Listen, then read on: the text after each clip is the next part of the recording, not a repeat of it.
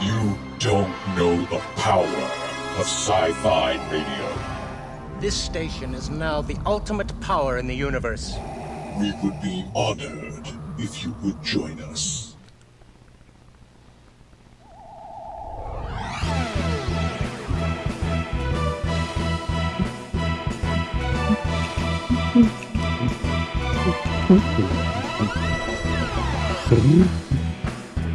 Alrighty, it's another Thursday night, which means another Docking Bay 94. You could be listening to us on sci-fi.radio, sci-fi for your Wi-Fi.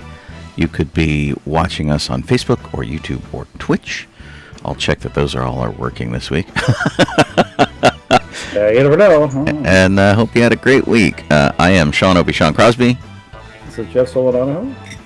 I'm Colleen Kaylee Crosby. And Colleen and I are actually kind of in the middle of dinner. So apologies for that. Sorry, it takes longer to cook dinner than I scheduled for. Well, and I had completely spaced that it was Thursday. So I'm like, oh my gosh. Colleen's like, aren't you getting the show ready? And I'm like, what? Oh, what? Right, yeah. So much later in the day than I thought. We had such an eventful day yesterday that I'm a little out of sorts today. We have a friend who's in the hospital, and we went to go visit them. And it was out in Burbank, so traffic was tough getting out there. We had to scramble for lunch, which we thought was going to be a lot easier, and then turned out to be complicated. And and then we ended up at Bob's Big Boy for dinner, which I always appreciate. It was a little bit of a reward for our trucking out there. But today has been really scatterbrained and kind of weird. So. Oh, okay. That's how it happens. Let me run our theme down here, and I'll check out anything. How's everybody else's week going? Similar to yours. It's going okay. I was yesterday I was not feeling too great, stomach-wise, and been eating lettuce, and I also had to be at work, so that was even more fun. Wow. But it strangely got better near the end of the night. So, but it was like most of the day just felt awful, and then suddenly it just started getting better. It's no idea why. It's been really warm out there. It was about 95 degrees when I was there on Tuesday, and you were working. I just happened to be walking by when you were driving a sub, which was great. And I'm like, I should check and see if that's Jeff. Yeah. And lo and behold, I saw you over there taking the picture. it was Jeff. Yeah, I waved back. Which I'm like, I know who that is. He's Right. even waving. I know that. Yeah, it was really funny. That is funny. So, so that was kind of cool. But it was so hot there. And it was kind of like, so much. Let's have a shout out to Alan Kalachi, Lori Procopio, and Budala and the Lady A1066, and of course Kit, who are all with us on our various social medias. Eric Jameson is there. Eric! And we are shy our usual Eric because he's in Japan. That makes it a little harder that on the to radio. No, they don't know where he lives. So it's fine. Yeah. We got pictures from Disney, which is pretty cool. Cool. So they're having fun. Well, that's nice. All right. That is awesome. Yep. Oh my goodness. So Jeff, Casey had a birthday party? Yeah. What day did we do that on? I don't remember what day now it was, but yeah, it was out in the driveway is what it ended up being. Owen and Sparrow had set up a whole sort of tiki theme, tiki and whatever theme with lights and such. And that's cool. Quiet music and such, yeah. And we gave Casey presents, and it was really kind of neat, just kind of hang out there, toasted the marshmallows over one of those propane fire pits, whatever. Right. Yeah. So it was fun, And have like snacks and food, Glad you're using propane because our neighbors use charcoal or something else, something that involves lighter fluid. Oh my gosh, it's vile. It's vile and it sets off my asthma. It's absolutely the worst.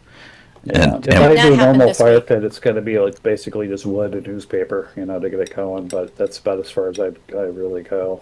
I don't really need charcoal and stuff and lighter fluid. So Jeff, you have polverone listed on your things that Yep. you did. What? Those are like Not the cookies did, that Sean but and I got, yes. loved from the Philippines.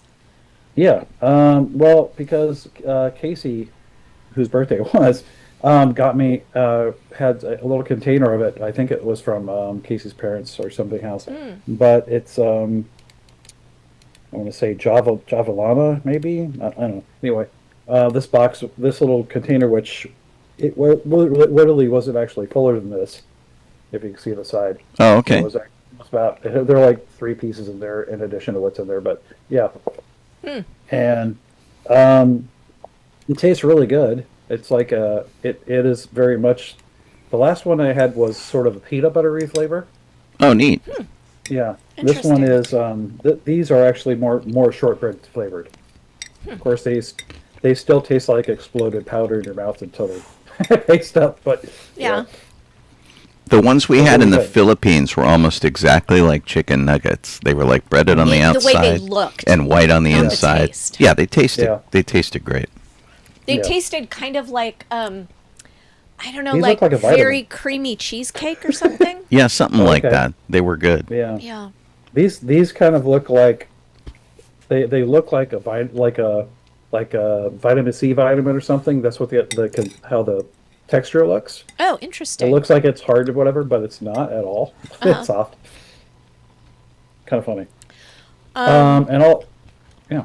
Go ahead. Also, the other thing that Casey gave me was something that was given to a friend of Casey's. Made one of these for Casey, and also for some reason made this one for me. Which Cool. I don't know if you'll see it. I'll hold it up toward my face so maybe you can see it. Yeah, or like put your hand Yeah. behind it. That's Yeah. cool. Is it like a name badge or? Yeah. So Hard to see. it's like Orbesh, whatever, on top, and my name underneath. Oh, and Jeff it's all on Solo. like felt. Yeah, That's neat. nice. Yeah. Is it felted? Like- it could be felted, but it feels like felt. It's all bendy. Oh, and stuff, interesting. and, yeah. Huh. Pretty cool. So I would be interested to see it to see whether where- it's actually felted or not. Yeah, it is going to be at. Not really. It's a little on the back, maybe, kind of, but yeah, I'll bring it on. Definitely going to wear it for holidays. What do you call it? Life Day. Oh, right on. Cool. So I'll wear it for Life Day. So Yeah. I'm going to see that. Um. Yeah. Let's see. I went to my dance that I Oh, go okay. to, and I brought butterscotch pecan cookies.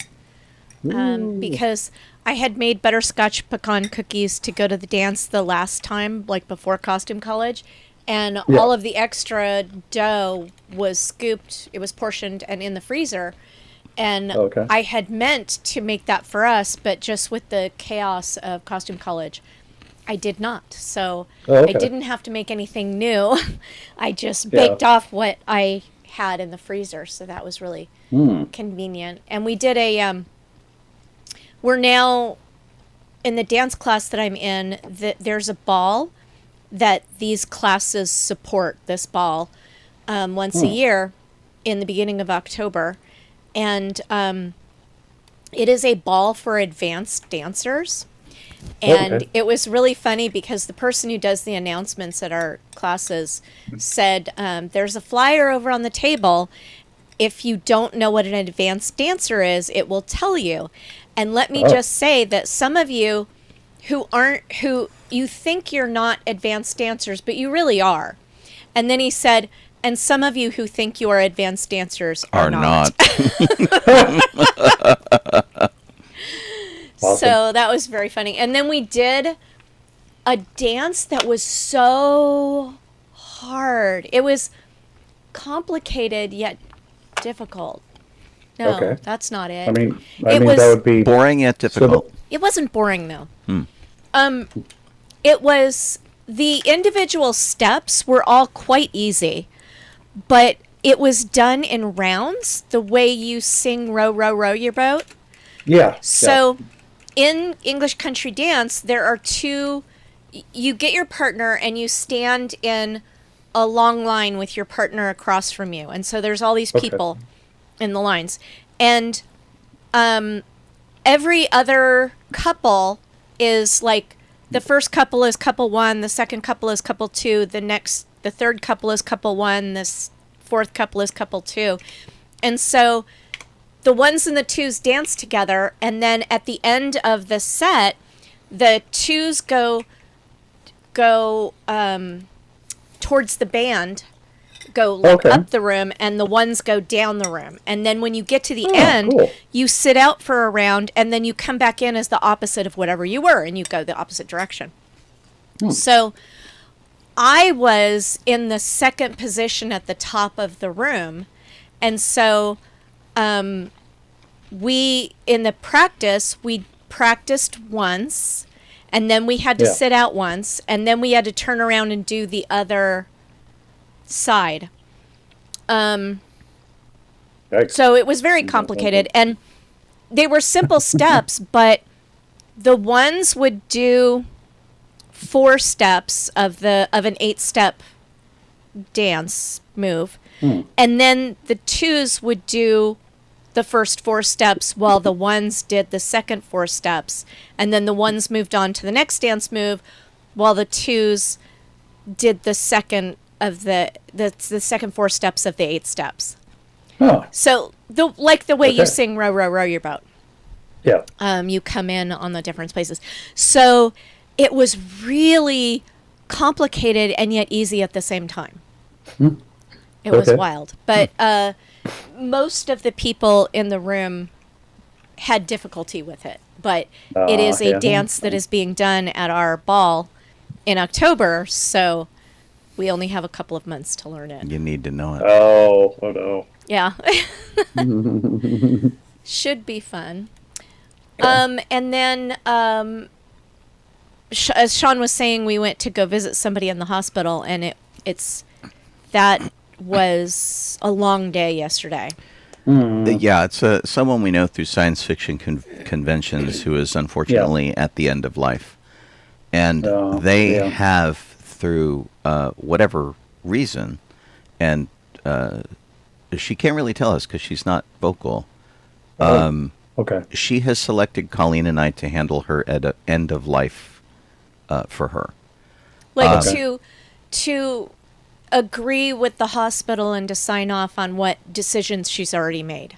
Right. And so we're there to fill out the paperwork and things. And so I've been going to visit her, and we foster her turtle, Lucy. We've had Lucy for a couple of years, and so I've been smuggling Lucy into the hospital, which is really funny because the entire nursing staff, it's like a widely known secret. That we've been smuggling. Everybody's like, "Oh, I heard about that." Right. On different floors of the hospital. We know about Lucy. Lucy's a celebrity. Yeah. Which is really funny. And then, so we did that, but she's kind of reached the point where she's not particularly responsive and whatnot. And so we spent a few hours with her yesterday to do that, and we're checking up on her remotely.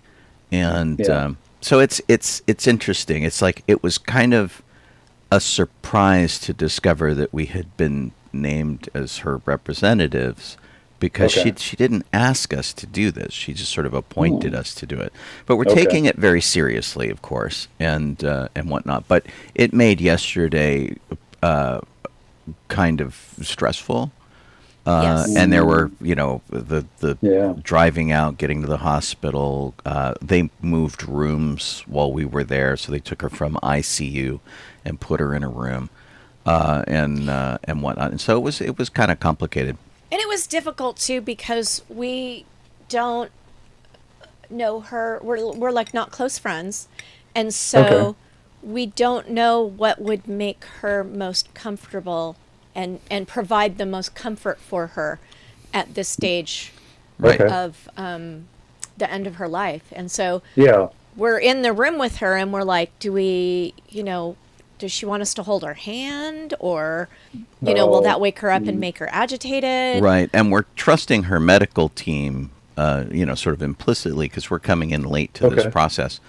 And but what they're doing now is just making her very comfortable, and whatnot. And so she is resting comfortably, but it's been a very interesting experience, and whatnot. And of course we're certainly glad to be whatever she needs from us, but knowing what that is really hard.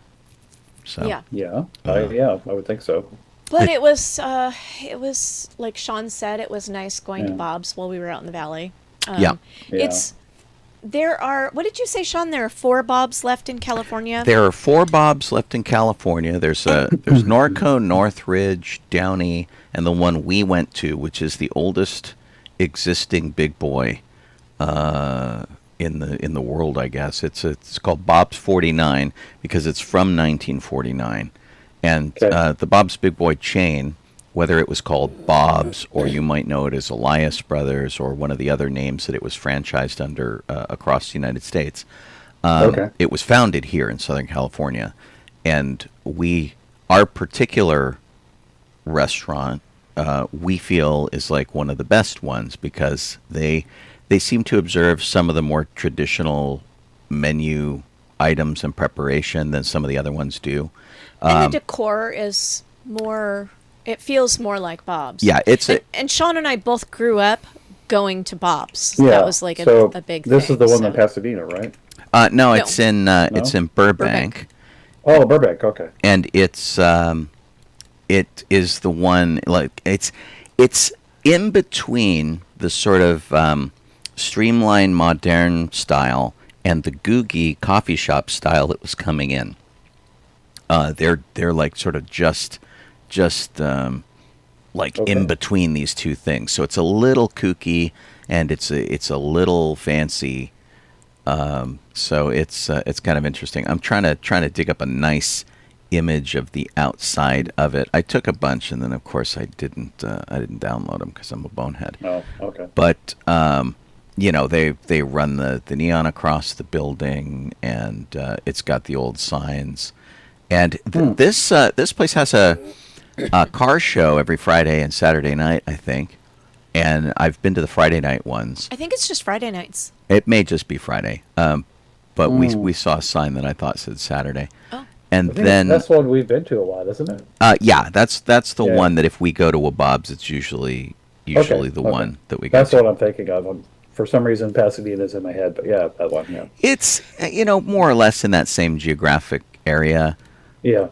Okay, here we go. I found a good picture that I'll show everybody for Bob's. And so they still have car hop service from time to time. And the car hop service is, girls on skates delivering food and whatnot. Oh, yeah, that's totally it, yeah. Yeah, so the Beatles ate here when they came to be, I think, on the Ed Sullivan Show. There's a booth that is set aside as the Beatles booth. It's where they sat. So if you're a giant Beatles fan, you can go there and check it out. They have the most complete merch counter I've ever seen for Bob's Big Boy with all sorts of neat stuff for sale.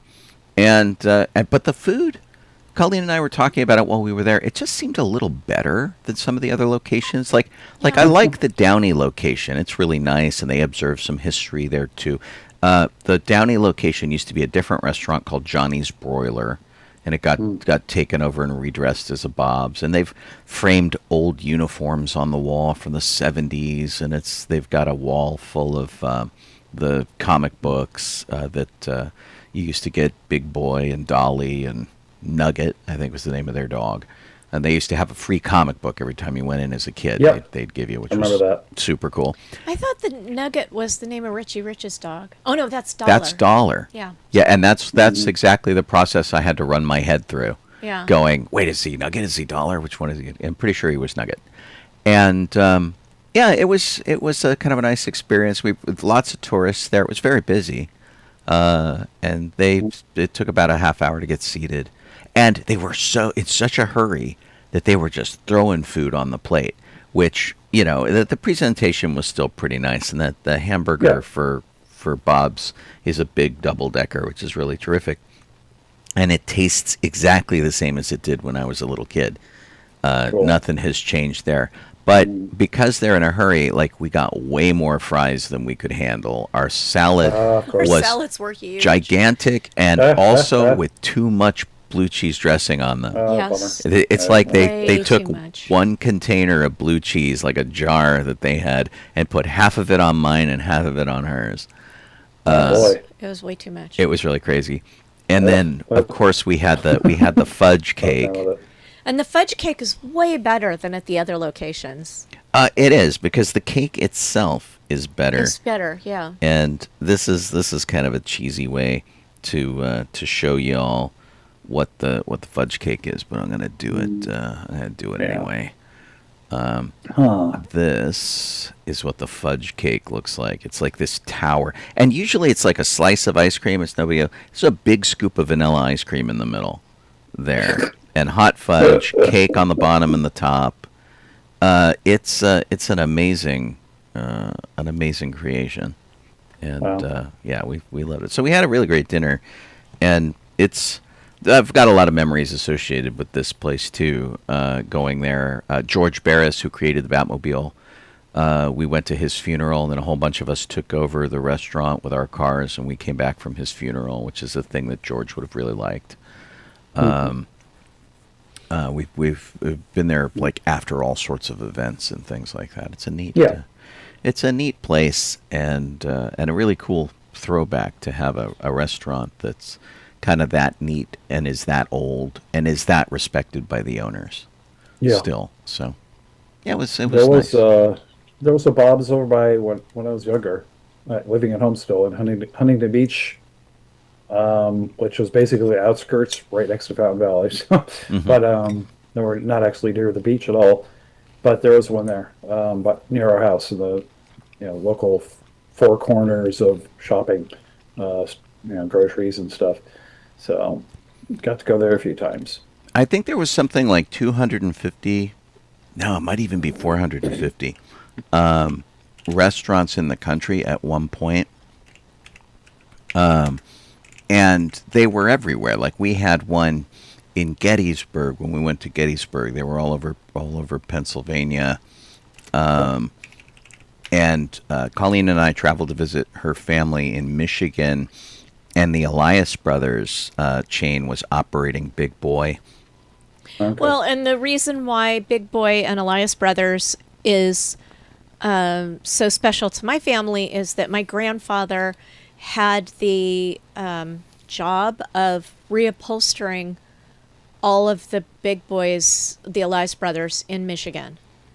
So I don't know if it was the whole state, but he did upholstery for a living, and out of his basement, and he had the contract to do all the bobs. So Yeah. Gotcha. although when Sean and I went, it was, gosh, it was like 1999 or 2000 or something like that. And It was 2000 because we ended our trip at the convention, right? Right. In Chicago? Yeah. Okay. And in Michigan, smoking was still allowed in restaurants. So they had a smoking section and a non-smoking section, but there was like no barrier or anything between them. Yeah. So it was all a smoking section. We couldn't stay very long. It made us sick. It was really tough. We had a similar problem when we went to Walt Disney World for the first time in Orlando, where we walked across the street to whatever restaurant was there. It was like an IHOP or something. And they're like, smoking or non? And they sat us in the non-smoking section on the other side of an open partition from the smoking section. Yeah. And we're like, okay, this was bad. So, Very funny. but yeah, Bob's Big Boy, depending on where you are in the country, Yep. you might have known it as Shoney's or LB's or Azars, or they all had whatever name of the people who ran them. It's We also had some of ours in Pennsylvania. They were interchangeable with Eaton Park, and so some of the Eaton Parks would become Bob's, some of the Bob's would become Eaton Park. They would just kind of change it up, which is really funny. And I'm trying to see how many of these there still are in the country. There are 46 of them in Michigan. We said there were 4 in California. There's 46 of them still in Michigan, which is crazy. But they used to be all across the country. Yeah, all over the place. And I don't remember how many.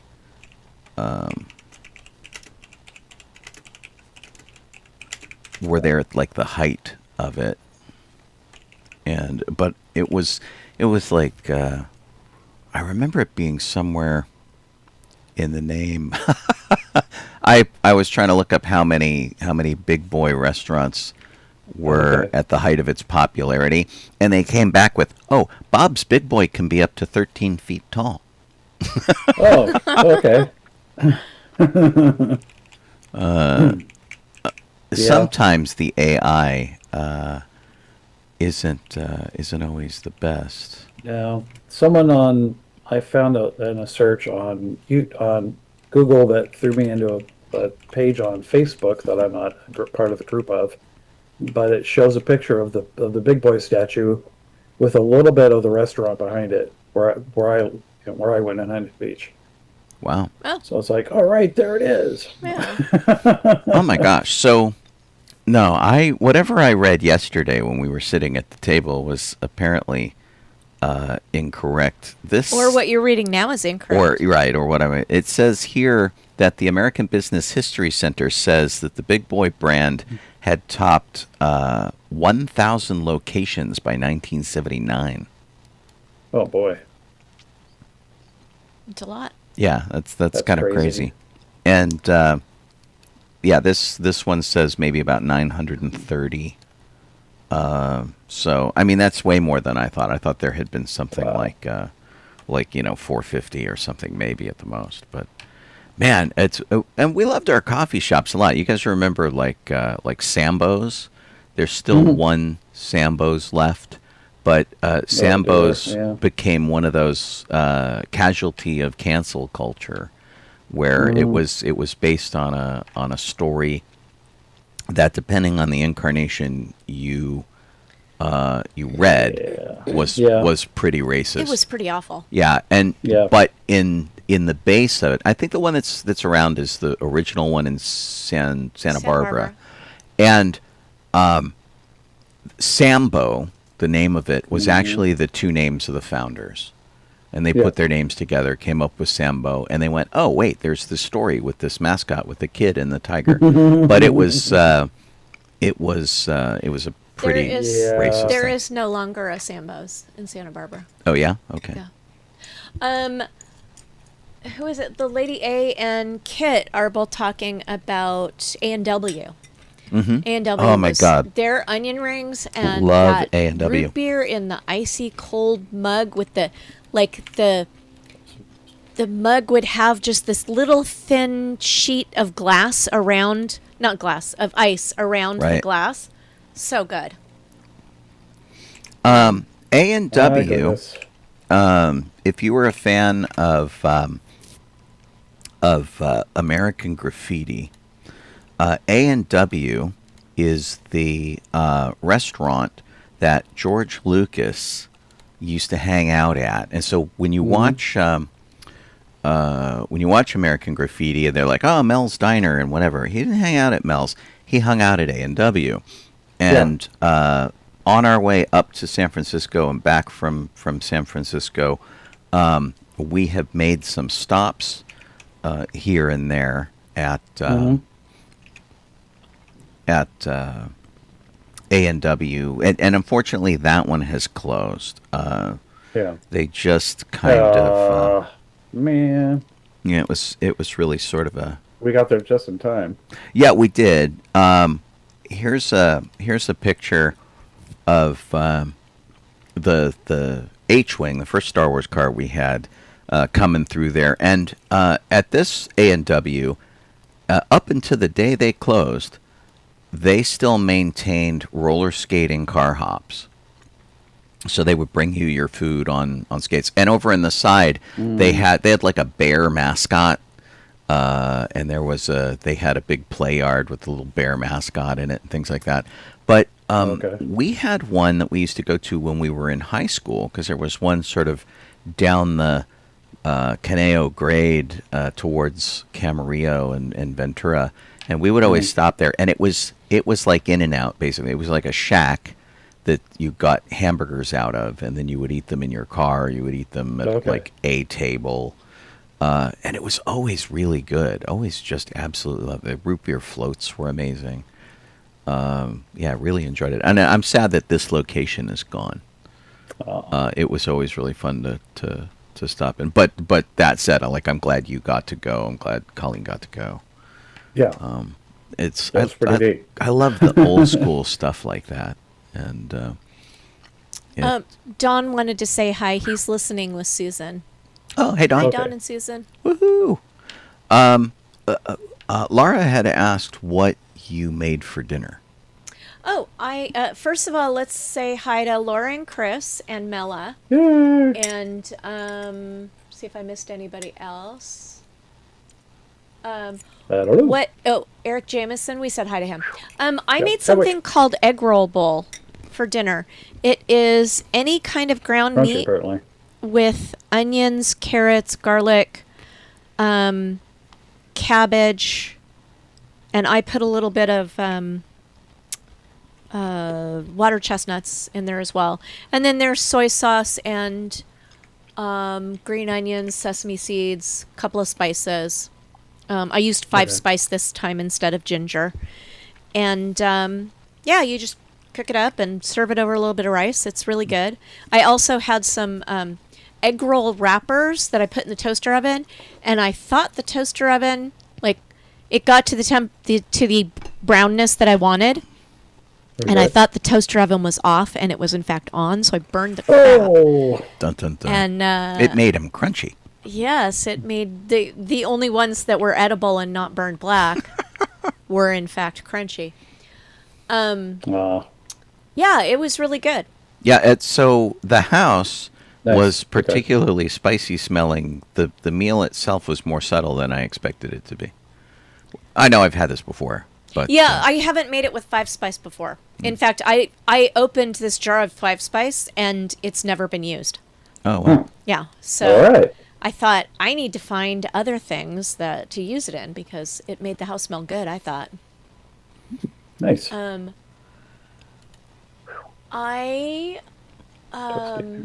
And if anybody's interested in the recipe, I can post it.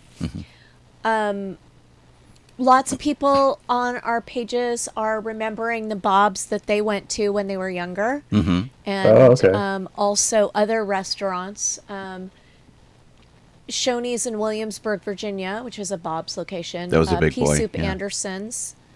Okay. Let's see. Pea Soup Anderson's is really sad. It's on the road on the way up to San Francisco, and it used to be like kind of a must stop because it was just about the only bathroom you could find on its stretch of road.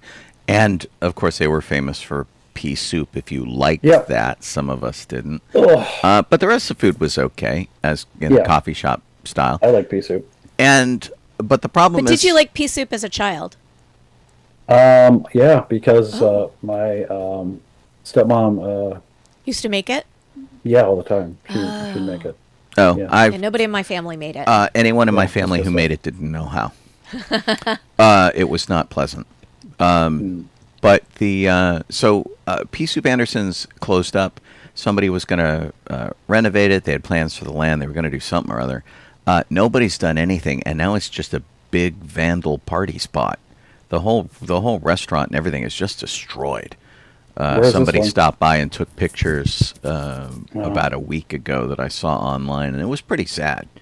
They just completely messed it up. The one they had down by Legoland is it's gone, and it's now like a little food court. That wasn't Pea completely Soup gone. Anderson's though. It was. That was a Van Camp's There was It a was Pea Soup Anderson's Anderson's before. on that route. in Oceanside or in Yeah. Oh. Yeah, there was one south and one north. Oh, okay. Because the one that I thought Jeff was talking about, that's a food court area now, it was a Vandy Camps, and it has a windmill on it. Yeah, it was also at Anderson's at one point.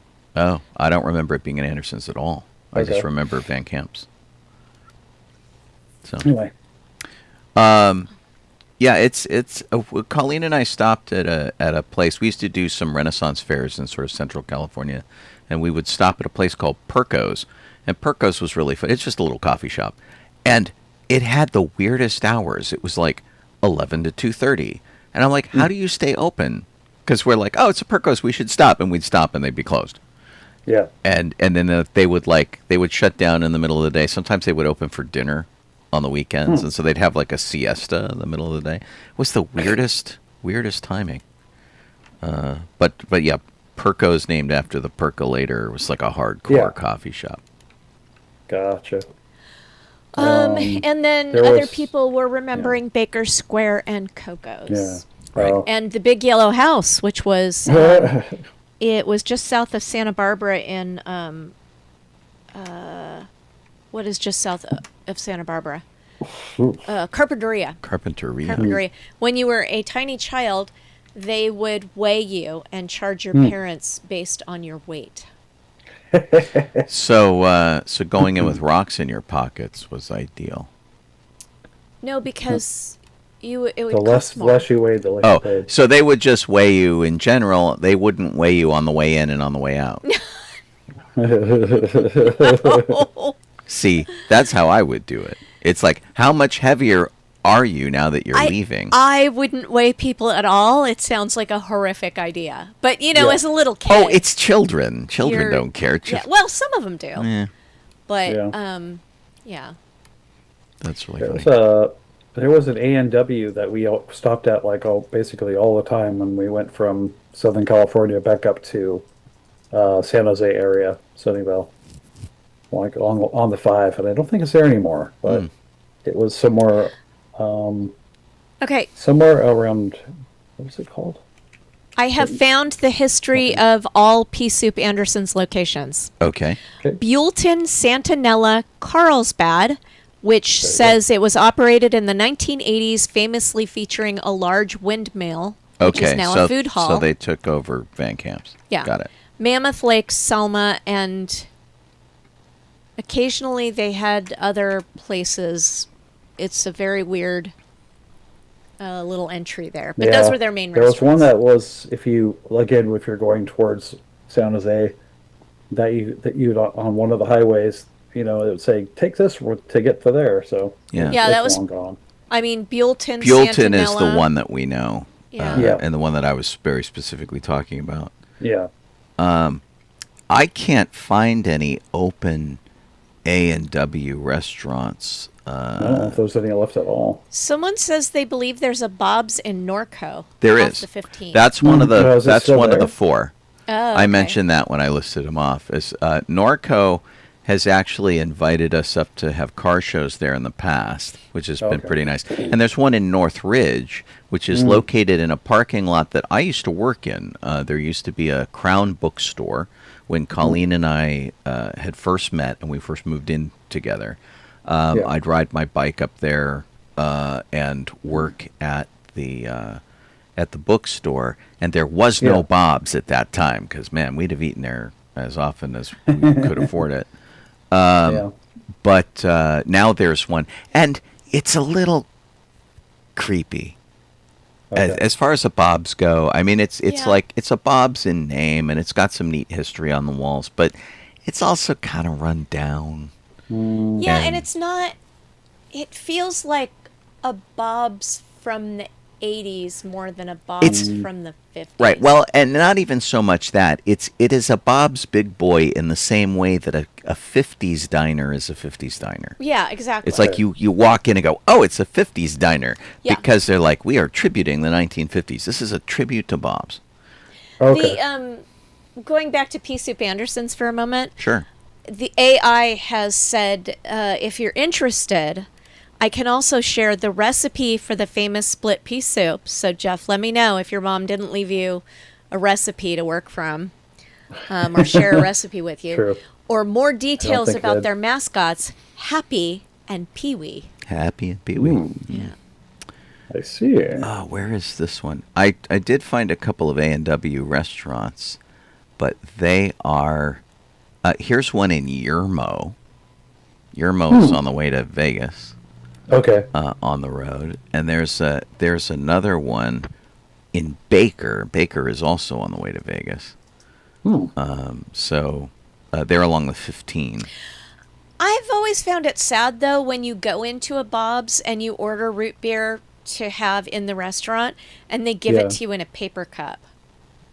I'm like... At Bob's or at A&W? I'm sorry, at A&W. Yeah, that's always a bummer. Yeah, because it's like, well, what was even the purpose? I could have gone to, like the McDonald's that has the million flavors of soda, right, or Curls, or whoever does that. Yeah.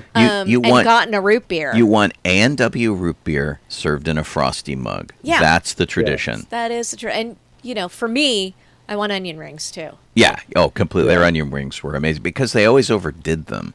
They always overcooked them, which made them crispy and amazing.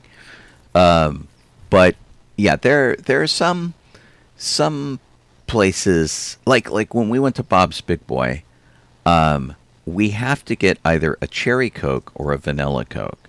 And more often than not, we are on the side of the vanilla Coke. And, it's good. It's a little too sweet, but it's what you expect from a vanilla Coke. And it's great. And it's part of the tradition. The Big Boy hamburger, the vanilla Coke. And then, of course, we had the hot fudge cake. The nearest A&W to us is an hour and a half away. Oh, really? Is that the one in Mentone? Yes, that is in Mentone. It's like, where the heck is Mentone? There used to be so many of them, but they're all listed as permanently closed. This one became a KFC. This one is called A&W, but it's a dim sum seafood restaurant. Yeah. Which we are unlikely to go. Kit went and looked at the menu for Bob's, and she's hungry now. Oh, sorry, Kit. See, what can happen? Sorry, Kit. And I don't... she doesn't exactly have one super close to her. Yeah, like Centinela one, I think he probably already talked about. I think that one's still there. Yeah. I looked to see if there was one near my mom's house, and an hour away, so... Oh, in Phoenix. Yeah. Yeah. Too far away. Yep. Yeah. Oh, well, it's at least they're still out there. You take a little comfort in that. So, when we went to lunch, which we ended up running to McDonald's because the hospital was indicating that we needed to hurry, which was not the case. Okay. Well, the hurry was that they had procedures that they didn't want to start till we got there. Even though we kept telling them to go ahead. And we gave permission, and they didn't need us to sign anything to start it. Yeah. So, but they're like, "Oh, we'll just wait till you get there." And actually, part of the thing was like, how long do we stay? Because we didn't know what her condition was, and so had I been by myself, I probably would have stayed till about midnight. But we decided to get out of everybody's way and go eat dinner. And then we checked on her today by phone, and she's in the same state. So she's just kind of resting comfortably, and nothing has changed. And so it's like, if we had stayed like all night, we'd still be there now. We'd still be there. Yeah. But this McDonald's was funky. So it was funky. The food was all made upstairs and sent down on a chute from the upstairs into the lower kitchen. Yeah. So like the sandwiches would come down the chute. But they were all kiosk driven. And so we placed our whole order, found everything. Couldn't find, Sean wanted a Diet Dr. Pepper. Couldn't find the Diet Dr. Pepper, and it just wasn't in there. And so we asked someone, and he's like, "Oh yeah, we disabled it because the machine was broken, but it's fixed now." So still couldn't find it. And then we're just about to hit enter, and I said, since we're going to be in Burbank, maybe we should go to Bob's for dinner. And Sean goes, "Oh yeah, that would be nice." And I said, "So you're eating a hamburger for lunch?" And he went, "Oh." And so we switched over to chicken. And then I ended up, when we went to Bob's, I decided not to get their burger because honestly, their burger is too big for me. It's got 2 patties on it. Yeah. And they won't hold back one of the patties in my experience. Okay. And so I have to take the patty off the burger, leave it on my plate, and then I either have to have this old cold hamburger at home the next day, or, feel like a bad person for wasting. Well, usually what you do is you sacrifice. get a small hamburger and you add lettuce and tomato and you try to make it more like a normal hamburger. They have difficulty with that. They don't want to do that. They don't want to make exceptions. I have had so many problems at Bob's before. So at Bob's. I'm at sorry. Bob's specifically. I was I'm focused on McDonald's because I looked up that McDonald's that we went to, and so it's this weird 2-story box. And so you see the second story up there with the windows and stuff. That's their kitchen. Gotcha. That's where they make all the food, and it is like a square. It's just a box. Send it down the food slide. It is the weirdest thing. And there's like very few tables in there. And if you're waiting for food, you can't even sit down because there's like a bench that's at an angle because they don't want you to sit on it. You can lean on it. It is the weirdest freaking McDonald's ever. They do everything to make you uncomfortable. Anyway, so I decided this time, rather than having an argument with the waitress and like making everybody upset, especially because they were so busy for a Wednesday, that I was just going to get a club sandwich. So I ended up having chicken for lunch and then turkey for dinner. Right. Well, and making an effort. You brought half of it home. I brought 3/4 of it home. The salad was so big and had so much dressing on it that I could only eat 1/4 of the sandwich and a couple of fries before I stopped at that point, and I said to Sean, "Are we going to have hot fudge cake? Because I need to stop eating now. Right, I'm going to have half a hot fudge cake. We're not going to waste space on fries if there's hot fudge cake." So, and we ended up bringing home. They gave us a to-go container, which had half of it had my 3 sandwich pieces on it, and then all of the rest of it, including on top of the sandwich pieces, was all the fries, which reheated quite nicely in our toaster oven. Yeah. We were also reasonably near to, if we wanted to travel a little bit farther north, which would have been a little out of our way. We were near the Burger King, which is used in Back to the Future. When Marty comes out of Doc's garage to get to school, he goes past the Burger King where his brother Dave works, and he gets on his skateboard and hitches a ride on the back of a Jeep. And so that Burger King is still there. It looks considerably different than it did in the film, but a lot of people like to go there. That we were north of that, or no? The restaurant was north of us. If we wanted to go north, we would have gotten to that Back to the Future. It's funny. I thought it was south of where we were. And I wouldn't. I mean, cool. Bob's food is so much better. Oh yeah. But we were talking about lunch. It was McDonald's. We weren't talking Bob's yet. If we had, we were again. If we were going to, we could have gone to that Burger King for lunch if we wanted to go a little out of our way. Okay. So. Kind of like Ruby's. I think there's only one Ruby's left by me. Oh. Yeah, Ruby's is having trouble. They've shut a lot of stuff down. Yep. There's like one left in Tustin, I think. Like it's been there a long time, obviously, but there are 11 California locations. There's one in Tustin. Oh wow. There's one in Santa Ana, which is the one where we go after the parade. Oh. It's gone. Oh. Santa Ana.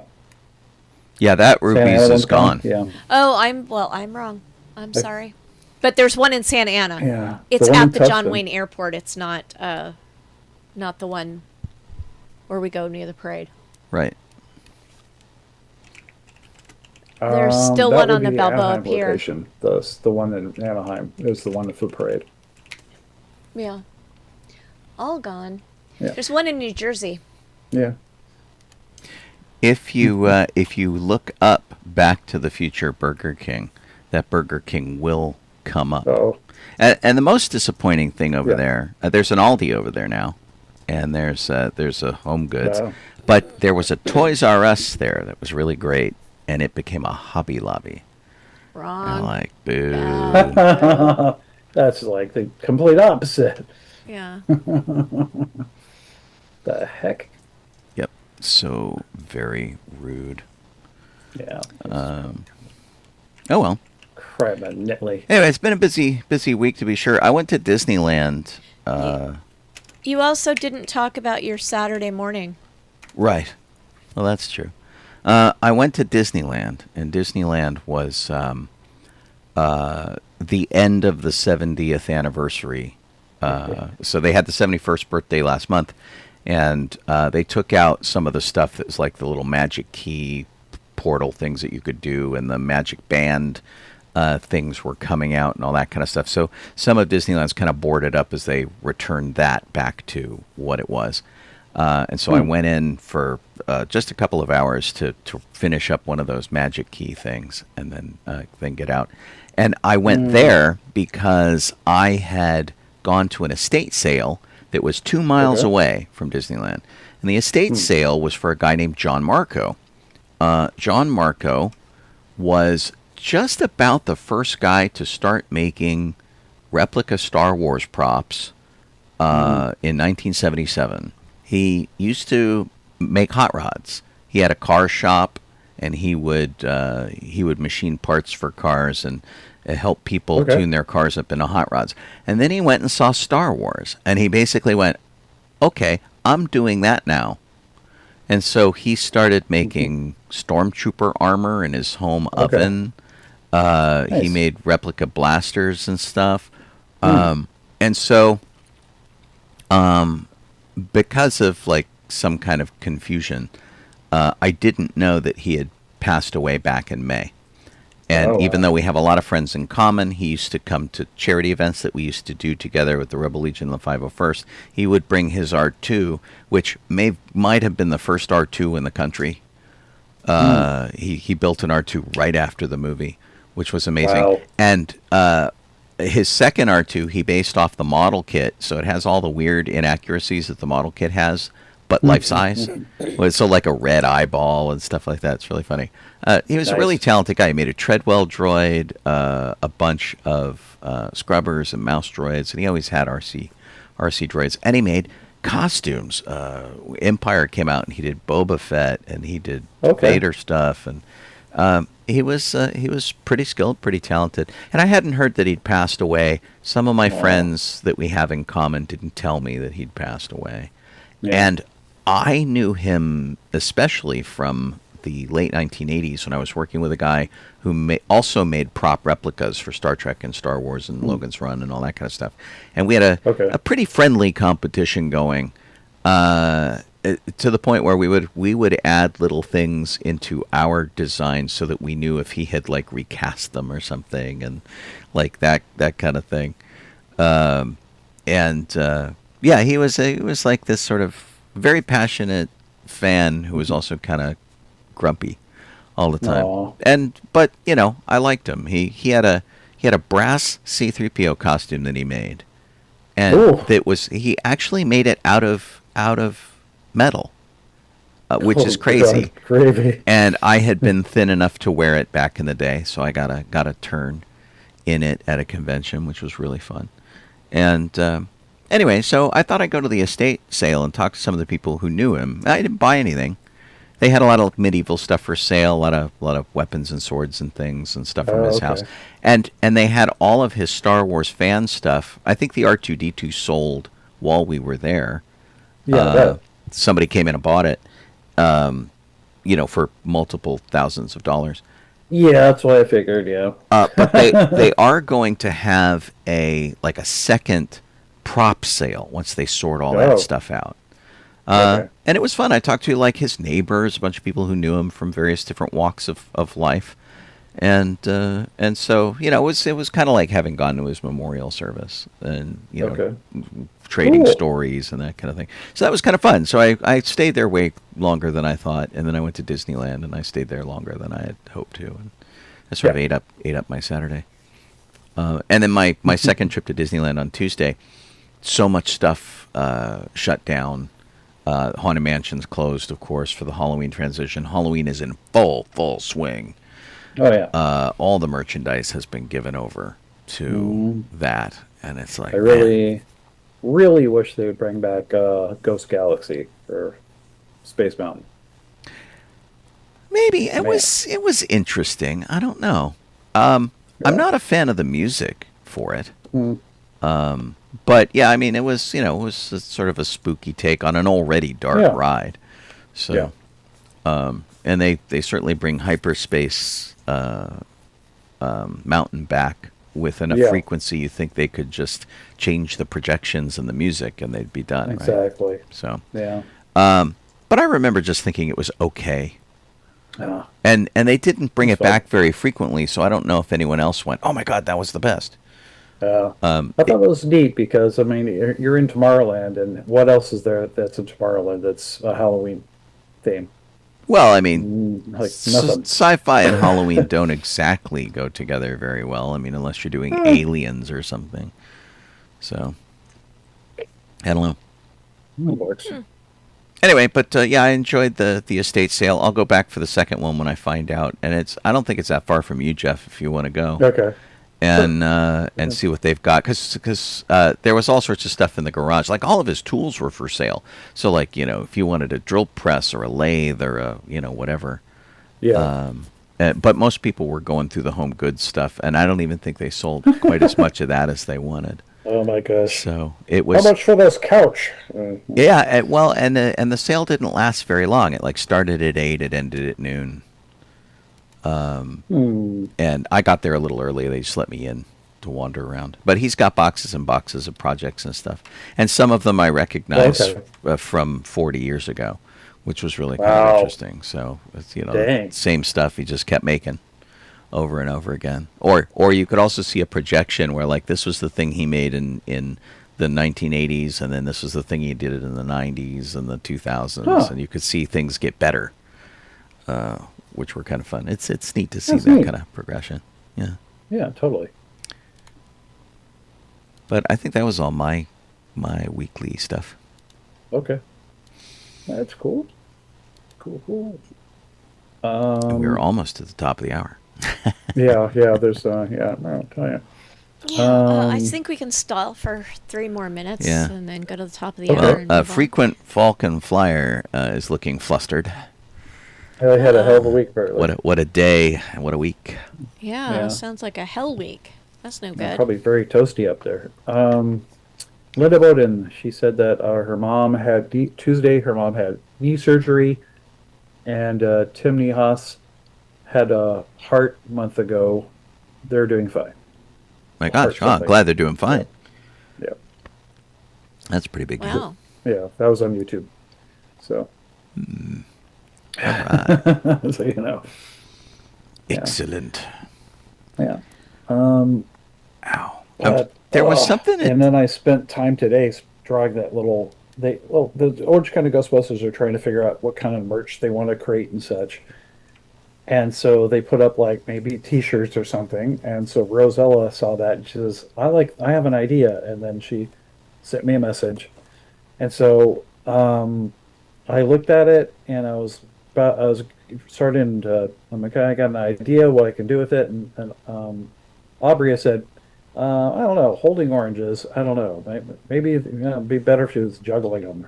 So that's what I did. Sort of a drawing that I sent you guys in the messenger of the I'm real trying quick to sketch thing of it. Trying was like to get at juggling it right something. now. So there you go. Something else I did this week. All the art that I have done recently has all been for this show, like all the new borders and the everything. Yeah. This was the thing that Jeff sketched out. Yeah, just color pencils and whatnot, and I just quickly zipped it out real fast. It's pretty rough. It needs a lot of work, but yeah, zoink, did it real fast. Cool. Wow. All right. So hey, top of the hour. Nice. All right. So, you could be listening to us on sci-fi.radio, sci-fi for your Wi-Fi. That's the 24/7 nerd station up there that also actually has a lot of news. If you want to go up there, we've got news about books and authors, the big comic book fracas that's going on with Diamond Comic Distributors, who declared bankruptcy. and whatnot. There's some videos of the day, which includes one that's if you're a fan of The Rookie, which is Nathan Fillion's cop show. Somebody redid a scene from the show where a garage band makes up a song about him called Daddy Cop and has reanimated it in Lego style, which is pretty funny. Anyway, we got all sorts of interesting stuff up there that's there 24/7. And, of course, my shows in the morning is there at 9, from 9 to 11 Pacific time and 12 to 2 Eastern time. Okay. And then you could be watching us on Facebook or Twitch or on YouTube, and we're grateful to wherever you are. All you guys in the chat, hello. Great big thanks to Kit for keeping all of that stuff organized in the show document. We're grateful for that. I am Sean Obi-Shawn Crosby.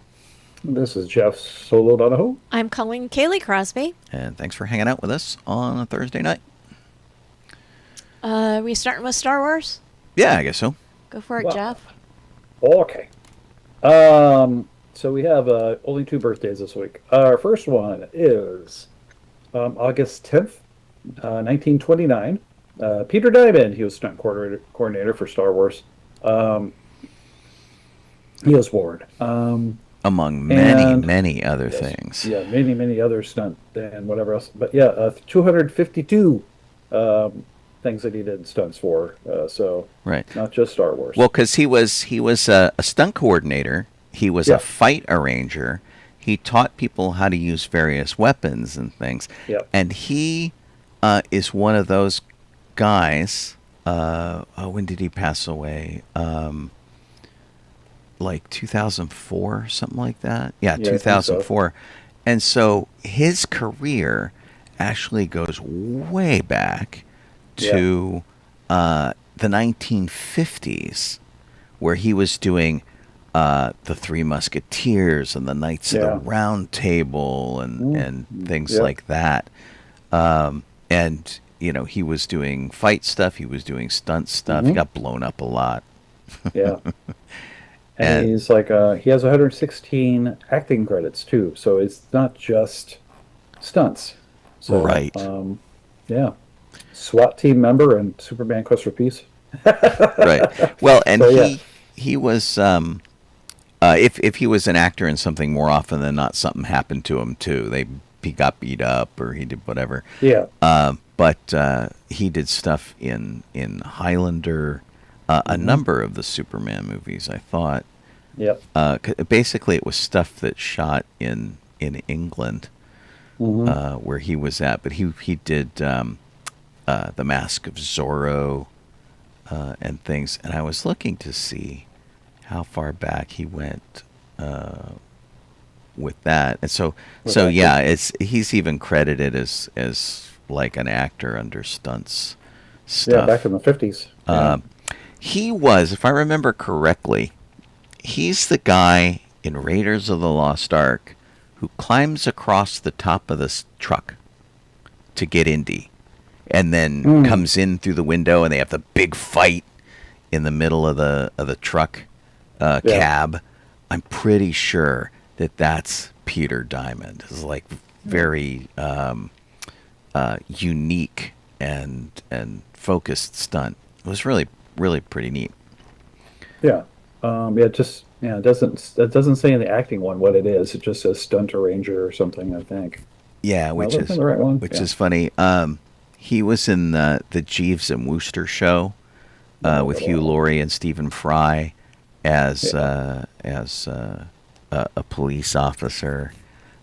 Victor Victoria, but he's always like man in bar, you know. Yeah. And that kind of thing. Yeah, German soldier. Right. Exactly. Okay. As opposed to the Muppet Caper. There you go. Dude that crawls over the truck and beats up Indiana Jones. Yeah. Painter, dancer, and restaurant dancer, and the Great Muppet Caper. Oh, cool. Well, and he was in... That's awesome. He was in The Invisible Man in the 50s. He did a lot of horror movies in the 50s.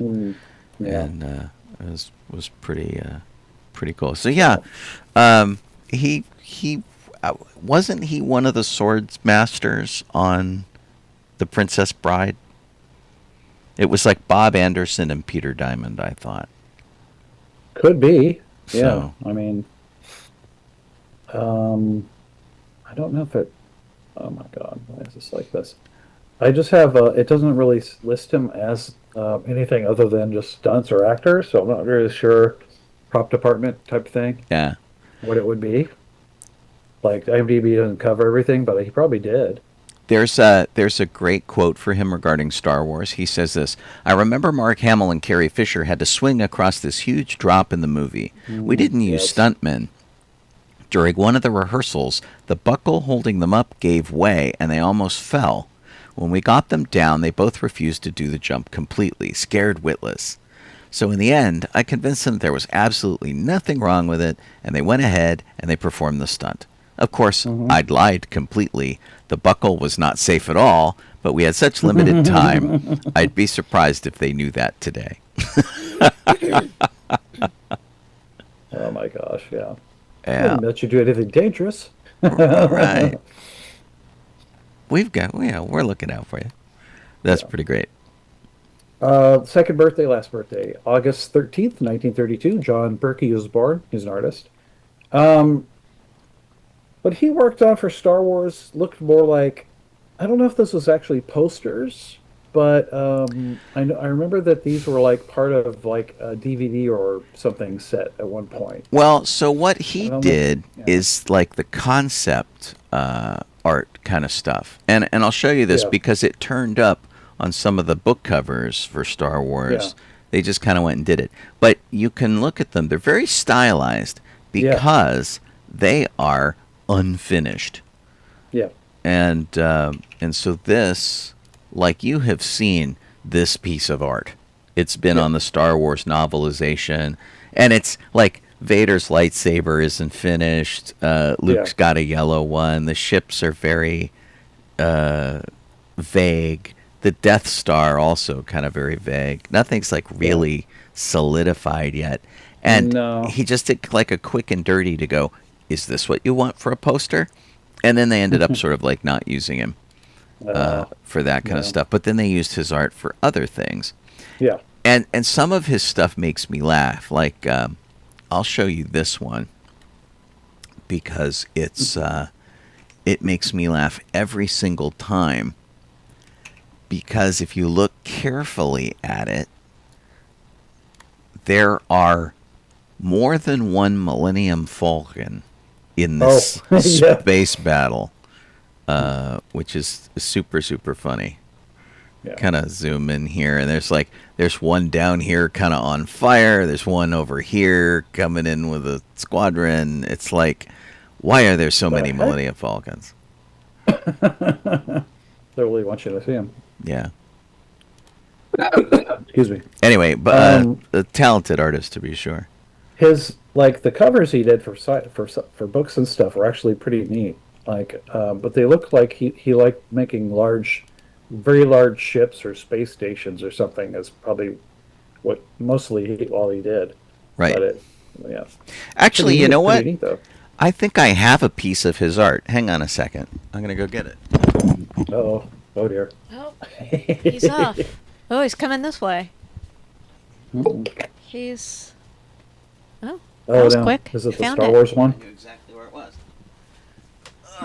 Yeah, the one that says Star Wars in big letters. Okay, so one of the things that he did was art for various promotional stuff and merchandising.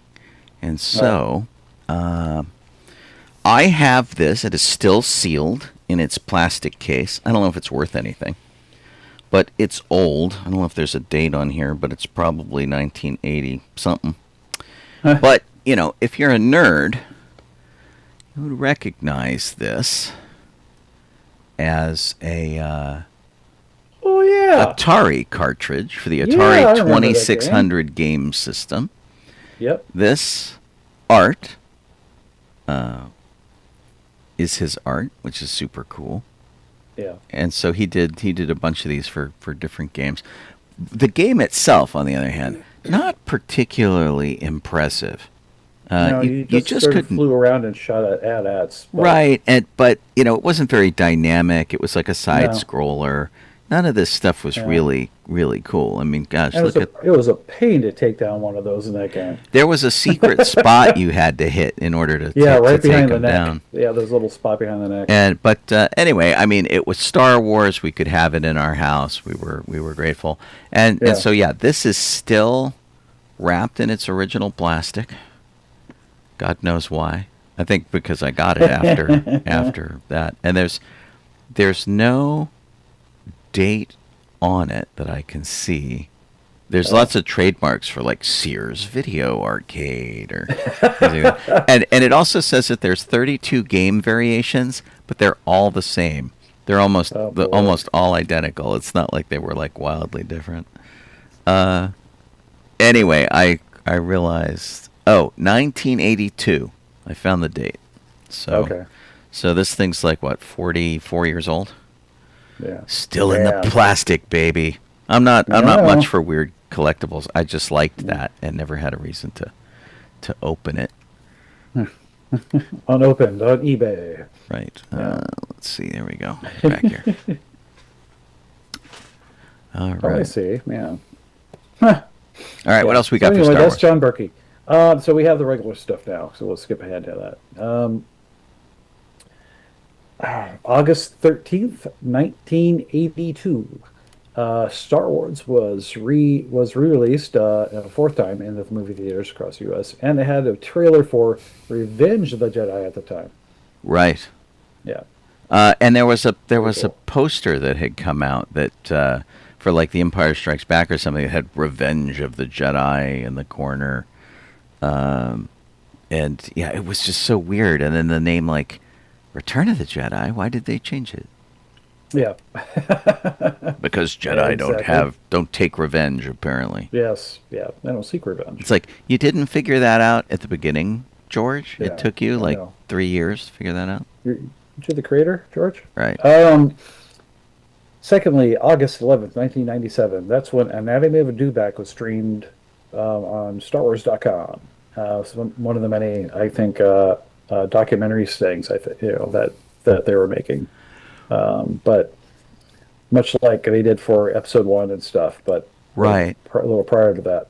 That came off after the fact of the prequels, not the prequels, the special editions, and so they were sort of documenting what they did with the special editions, and of course they put all the Dewback stuff back in.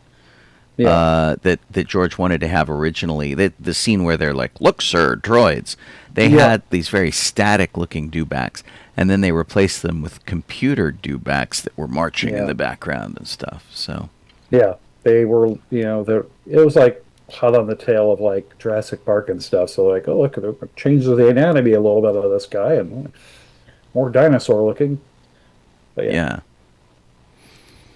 And the last one, August 12th, 2010, is where I met Sean at Celebration 5 in Florida. God. Yeah, oh my God, 2010. It was already. God, it just blows my mind that it's been that long already. Yeah. It's crazy.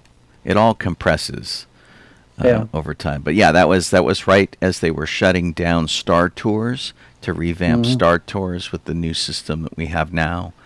And they made a big deal about that, and we were standing there making fun of everybody.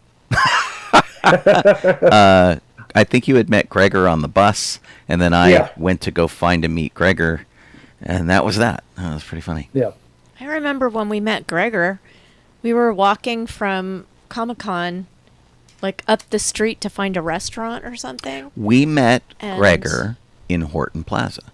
Yeah. Yeah. In San Diego. He just like followed us, or we followed him, or something like that. He was a guy in a Jedi costume. He had a buzz cut at the time. Big, tall guy here. He's like 6'5", 6'6", so he's very tall and very large. And he had a prequel Jedi costume on, and he had a backpack with an E.T. in it, a stuffed E.T. doll in it. Yeah. And so I think that's what started the conversation. It kind of walked up and Yeah. went, "Oh, hey, an ET, that's awesome." And we just started talking, and then we hung out together for the rest of the night. Yeah. I mean, Yeah, it was fun. still he hasn't gotten a Wookiee costume. But don't lie. He'd make a good Wookiee. Be a good Wookiee for sure. So, I'm telling you. very funny. Yep. And then that was it for my stuff. So Cool. for the history, we're on that next thing. I'm not sure how I feel about this news item here, Yeah. which Kevin Smith, director of Kevin Smith, director of Clerks and Yeah. Jay and Silent Bob, et cetera, and so forth, Chasing Amy. He is writing comic books that is going to cross over Marvel and Star Wars. Yeah. And I'm not certain if this is a thing that we need. I mean, it's certainly going to be a little odd in the sense that, like, Yeah. how are they gonna rectify these universes? This is some cover art thus far. It's very anime-ish, Yeah. especially Luke. Yeah. Luke's wearing a little too much eye makeup. Yeah. My sister wears too much. Yeah. It's, They're probably going to fall under the same thing as like Batman versus Predator. It's like, whatever. it could be a what if or Yeah. a whatever, a sort of one-off-ish kind of deal. Yeah. But yeah, I think that this wasn't the thing I needed, and it No. remains to be seen if it's good. Yeah. The story is Funny. exciting, unpredictable, and heartfelt, according to I just think people it's a bad idea to mix universes that have different Yeah. laws. Oh yeah, in totally. them. right. It just doesn't Yeah. make sense. It's That'd called that'd be silly. Hope Assembles. Hmm. I mean, I get how Kevin Smith is like, oh, my childhood Yeah. headcanon. But Oh, sure. I well. mean, I want Yeah. Raggedy Ann and Andy to be in Star Wars. So why isn't Oh, there that you go. happening in a movie? That's right. Yeah. I It'll mean, just, honestly, all of that strawberry shortcake, Polly Pocket, let's get them all Yeah. going on there. But that would Yeah, be that would be less amazing. ridiculous than the MCU. Yeah. I hear the Care Bears are going to meet the Ewoks. Right. I want to see that. This is the villains cover, by the way, Yeah. with Doom and Vader and Thanos and Ultron. Yeah. And like, I got those three bad guys from Marvel, but there's a whole lot. Well, and Venom. Ugh. Right, Venom. There's a whole lot more. I love that it's like Venom and Greedo, because those are equal. Yeah. I'm like, oh, And okay, guys. Tarkin. Tarkin's back there going like, what'd you put me behind Venom So it gives for? you an idea of the time period he's going with for Star Wars, at least. Well, So, it is called Hope Assembles, so I imagine it takes place during Yeah. a New Hope era. I mean, that makes Yeah. sense to me. I mean, Doesn't- the it just art doesn't. is okay, Doesn't make sense. It doesn't make any sense to me. right? dumb. It has to be something where they like Secret Wars, where the both things are slapped together somewhere. Because why would none of the characters from Marvel would look that way in the Star Wars universe, and vice versa? Right. Well, Yeah. and I mean, But I mean, like the laws of their universe, the like Newtonian laws Oh, and yeah. things like that are different Right. in those two universes.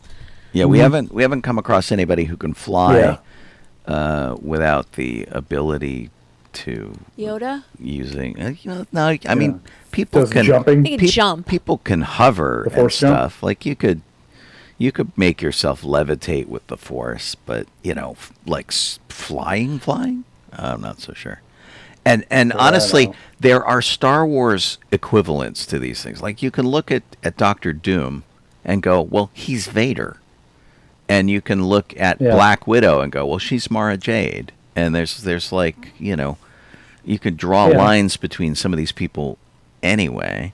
And it says that it's Earth 616. So technically, that will okay. be Star Wars coming to our world. Yeah. Is it our world or is it the world that the main MCU is in. It's not necessarily the main MCU is not necessarily in our world. Yeah. What's I don't know. what's the number of Earth Prime? It was like 3 something. 31. I want to say 313, but I don't think that's it. That's just an area code. Yeah. I mean, because okay, we are Earth 1218. Okay. Apparently, our actual real life universe where superheroes only exist in comic books is Earth 1218. Okay. And then the Marvel Cinematic Universe is Earth 1999999. Of course. And Earth 616 is the prime universe for the Marvel Comics continuity. Yeah. Yeah. So that's what I'm thinking. they're bringing Star Wars to the primary Marvel Comics universe. I mean, it falls very firmly in the category just because you can do something doesn't mean you should. It may prove us wrong and go, oh my God, this was amazing. Yeah. I mean, it's a comic book though, so it's not going to be amazing to me probably. Like the chances of it being amazing to me are not great. Yeah. Well, and I have to assume it's just Matthew the 50th anniversary. Keller brings up that the X-Men already did a crossover with Star Trek back in the 90s, apparently. So, I mean, that's sort of similar. I feel like the X-Men and Star Trek is closer than the MCU and Star Wars. Oh, yeah, because definitely. Star Wars is about Earth, and Star Trek, well, came from Earth. Well, and Star Wars is a long time ago. Yeah. Star Trek is relatively in the future. It's only a couple of hundred years away. I assume this is just going to be a one-off 50th anniversary thing. Yeah. Oh, no, I'm wrong. It's like a few issues. Yeah. 5 issues. Miniseries. But, yeah. So, well, I don't know. I mean, I've read comic books by Kevin Smith before. Of course, he did the Tag and Bink series, which was very good, where it was like Rosencrantz and Guildenstern are dead in Star Wars. Like Tag and Bink were at every major event in the Star Wars universe, but they were just grunts that just happened to be there by accident. Yeah. Which is kind of cool. But yeah, I don't know. We'll have to see. There's you never know. There's like, I guess the 5 covers are designed to be sort of a triptych kind of thing. Okay. And so here, I'll show you that. Just combine them all really quick. Yeah. So like each of these makes one big giant panorama of them, depending on who's in what. And so it looks like we've got Obi-Wan, Leia, Luke, Han and Chewie, and then Vader and Doom. Those are all the character covers. So not bad. I mean, it's an interesting thing. I'll check it out in the comic store, but I don't know if I'm going to buy it. Yeah. Of course, I don't buy many comic books. They have to really be of interest to me to buy them, because usually I wait for them all to come out in a collection. Yeah. So. Speaking of Star Wars, Disney has officially canceled a planned Star Wars movie. It was Simon Farnaby's planned Star Wars feature, which I don't even know if I'd heard of. It was me neither. It was talked about quietly. But basically, like you would expect, especially with the photo that they put with this article, that the Mandalorian and Grogu having such a low turnout for their movie is the reason it was canceled. But then when you read the article, they say that it had a hard time aligning their vision with the specific expectations of a Star Wars project. So, and it seems to have just been a pitch. Yeah, I mean, the guy in question, Simon Farnaby, he did the 2023 Wonka movie. He did Paddington 2. So he's used to kind of doing kids stuff, kind of goofy stuff. Yeah. But is that really the direction that Star Wars should go? Yeah. Mandalorian did not do very well, and it was a hard sell for people, because I knew a lot of people who were like, what do I want to see that movie for? Because they now want me to pay for something that I'm sort of already paying for with Disney Plus. I'll just wait till it shows up on Disney Plus. And then, the reviews of it from people where it was like, it was okay, it wasn't amazing. Yeah. And so, a lot of people just sort of sat on their hands and their wallets and the movie just didn't do very well. Yeah. So I could see where Disney would rein it in. But I like the fact that Disney's like, well, maybe not for Star Wars, but maybe you could rework it as its own science fiction film entity, and they are. And it's already greenlit, and they're doing it. So the one they were going to make for Star Wars is not really Star Wars anymore, but a different sci-fi genre, and it's still Disney. Okay.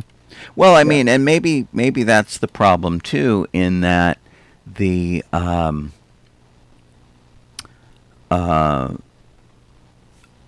trying to get people to write interesting Star Wars stories. If they come up with a story that is more interesting than the Star Wars universe, I could see them wanting to do something different with it. And we are always yelling at Hollywood to do something new. And so, that's for sure. If this guy came up with an idea that is better served outside of the Star Wars universe because it's a better story than they can shoehorn into Star Wars, I think that's great. I don't have a problem with it. Making movies that say Star Wars on them just to say Star Wars is not the best way to go. Yeah. Definitely not. It doesn't serve any of us as fanboy and girls. So it's crazy. So yeah, true. But again, this was off so many people's radar that it's almost like a non-news story. We're just like, it wasn't like they were working in the middle of Solo and they're like, oh, we're going to cancel the Solo movie. Yeah. But I kind of want to say something. I don't. While we're talking Star Wars, it's not really on our list, I don't think. But it was something I came across because I watched the Tony Awards, which are the awards that the Broadway Theater Guild gives each other. Yep. And one of the guys who got an award as a featured, he actually got like 3 awards for this from different groups. But he was a best actor in a featured role in a play. And the play was called Becky Shaw, and the actor is Alden Ehrenreich, who played Solo in the Solo movies. And so, do you remember everybody whining about how, why'd they choose that guy? He can't act. He's this, he's that. And how terrible he was.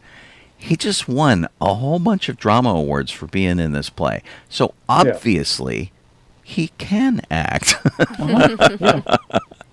And anyway, I just thought that was really cool to see his name come across the list. The Tony Awards happened a couple months ago. I'm woefully behind because whatever we were doing, we didn't sit and watch them, and we didn't record them and do whatever. And so I went and watched them online. But did you see? Good for him. What was the name of that show? Did you see the Ironheart series? That was on Disney Plus. It's still there. No, but it's the girl who creates her own Iron Man armor or whatever and such.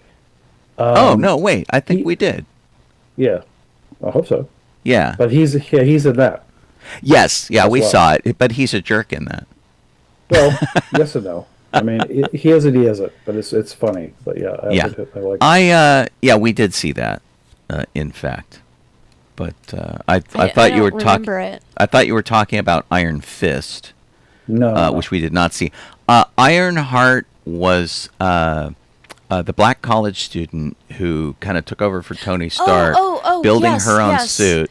And she kept getting in trouble. She kept getting in trouble, Right. and she kept kind of having the problem that, like, she didn't have Tony Stark's finances, and that kept landing her in trouble all the time, Right. too. Yeah. It was a really interesting take on that kind of thing. Like, what if you have the smarts and the technology, the money. but not the resources? Yeah. Yeah. Yeah. And it was a really good show. It was one that I obviously have forgotten all about. But yeah, you're right. He was in that. Something else. I'm like, oh yeah. Alden Ehrenreich was in it, and he was very good. Yeah. So. Yeah, like relative of Obadiah Stane or something, I guess. I don't know. But yeah. Moving on to theme parks, Woo! if that's Okay. okay with y'all. Yeah. Okay.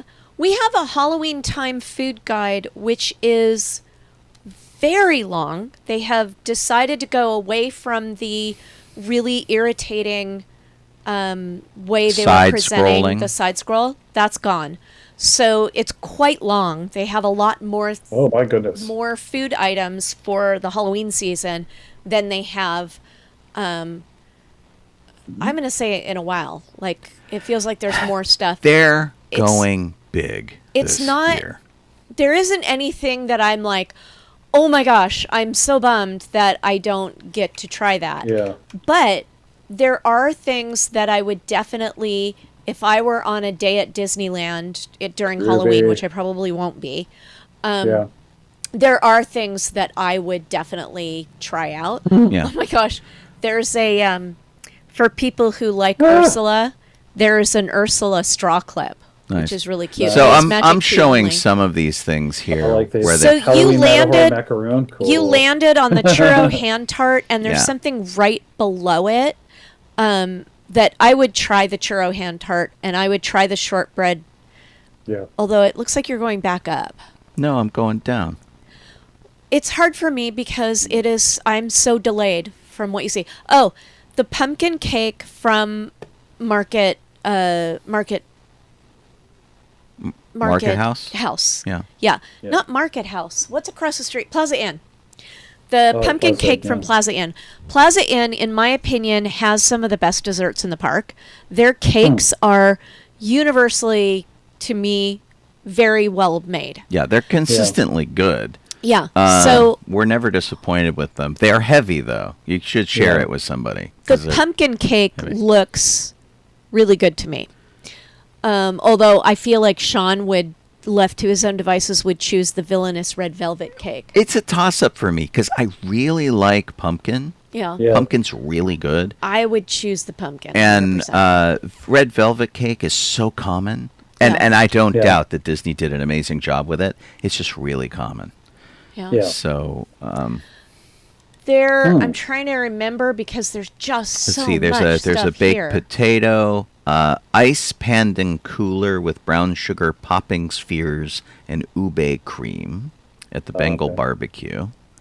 The Bengal barbecue has pineapple soft serve now, which I could only imagine is probably pretty good. There's a Dole Whip cone at the That's- Tiki Juice Bar. That's what I'm talking about. That's at the Tiki Juice Bar. Where is that? At the Tiki Room. Oh, It's Tiki the Room, little right outside. pineapple Oh, counter okay. at the Tiki You Room. said Bengal barbecue, so I was. I'm confused. sorry. Let's see, pozole and iced chocolate Yeah. calf. It's Oh, hard there's for so me much. to comment on geez. it when you're scrolling through because I can't actually tell what so you're many- talking Yeah, about. sorry. Oh, pumpkin crunch cake. Ah, oh boy. That looks really very sugary. You know, Yeah. I should have had dinner before I did the show. Yeah, you should have. Poor Jeff. Chili cheese fries at the Stage Door Cafe and the strawberry soda. I've been enjoying at the Stage Door Cafe the chicken wings sampler that they have for Magic Key holders. It's two types of chicken wings, which are like mango habanero and hot honey sauces, and then they give you little corn dogs and fries too. It's been pretty good, and so it's like Magic Key holders can get them, and then they apply your Magic Key discount. It's actually kind of nice. Let's see, chili cheese fries, apple pie sundae, and a strawberry soda. The next thing that I find interesting is all the way halfway down the document. What is it? At the Lamplight Lounge. Okay. Oros con leche donut. It just looks really good. They're like mini donuts with I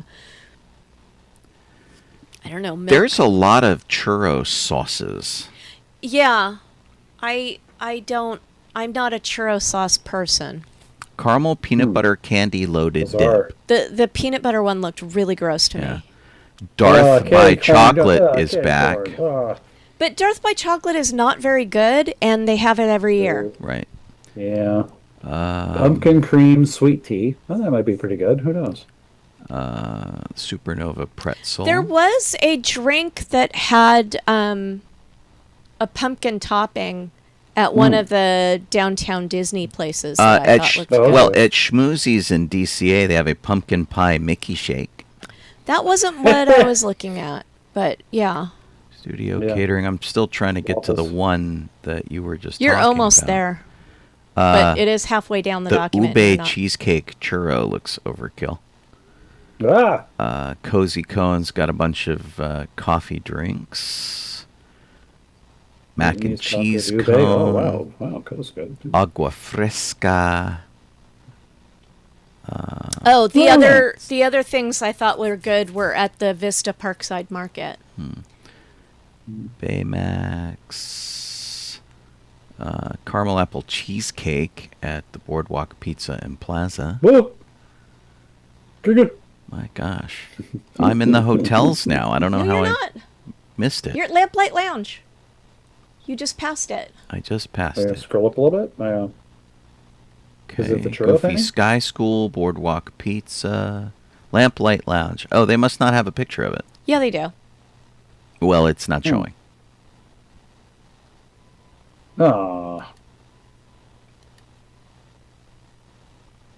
I see a Halloween cocktail and a Two-Town Spiced Cosmic Crisp Hard Cider with no pictures.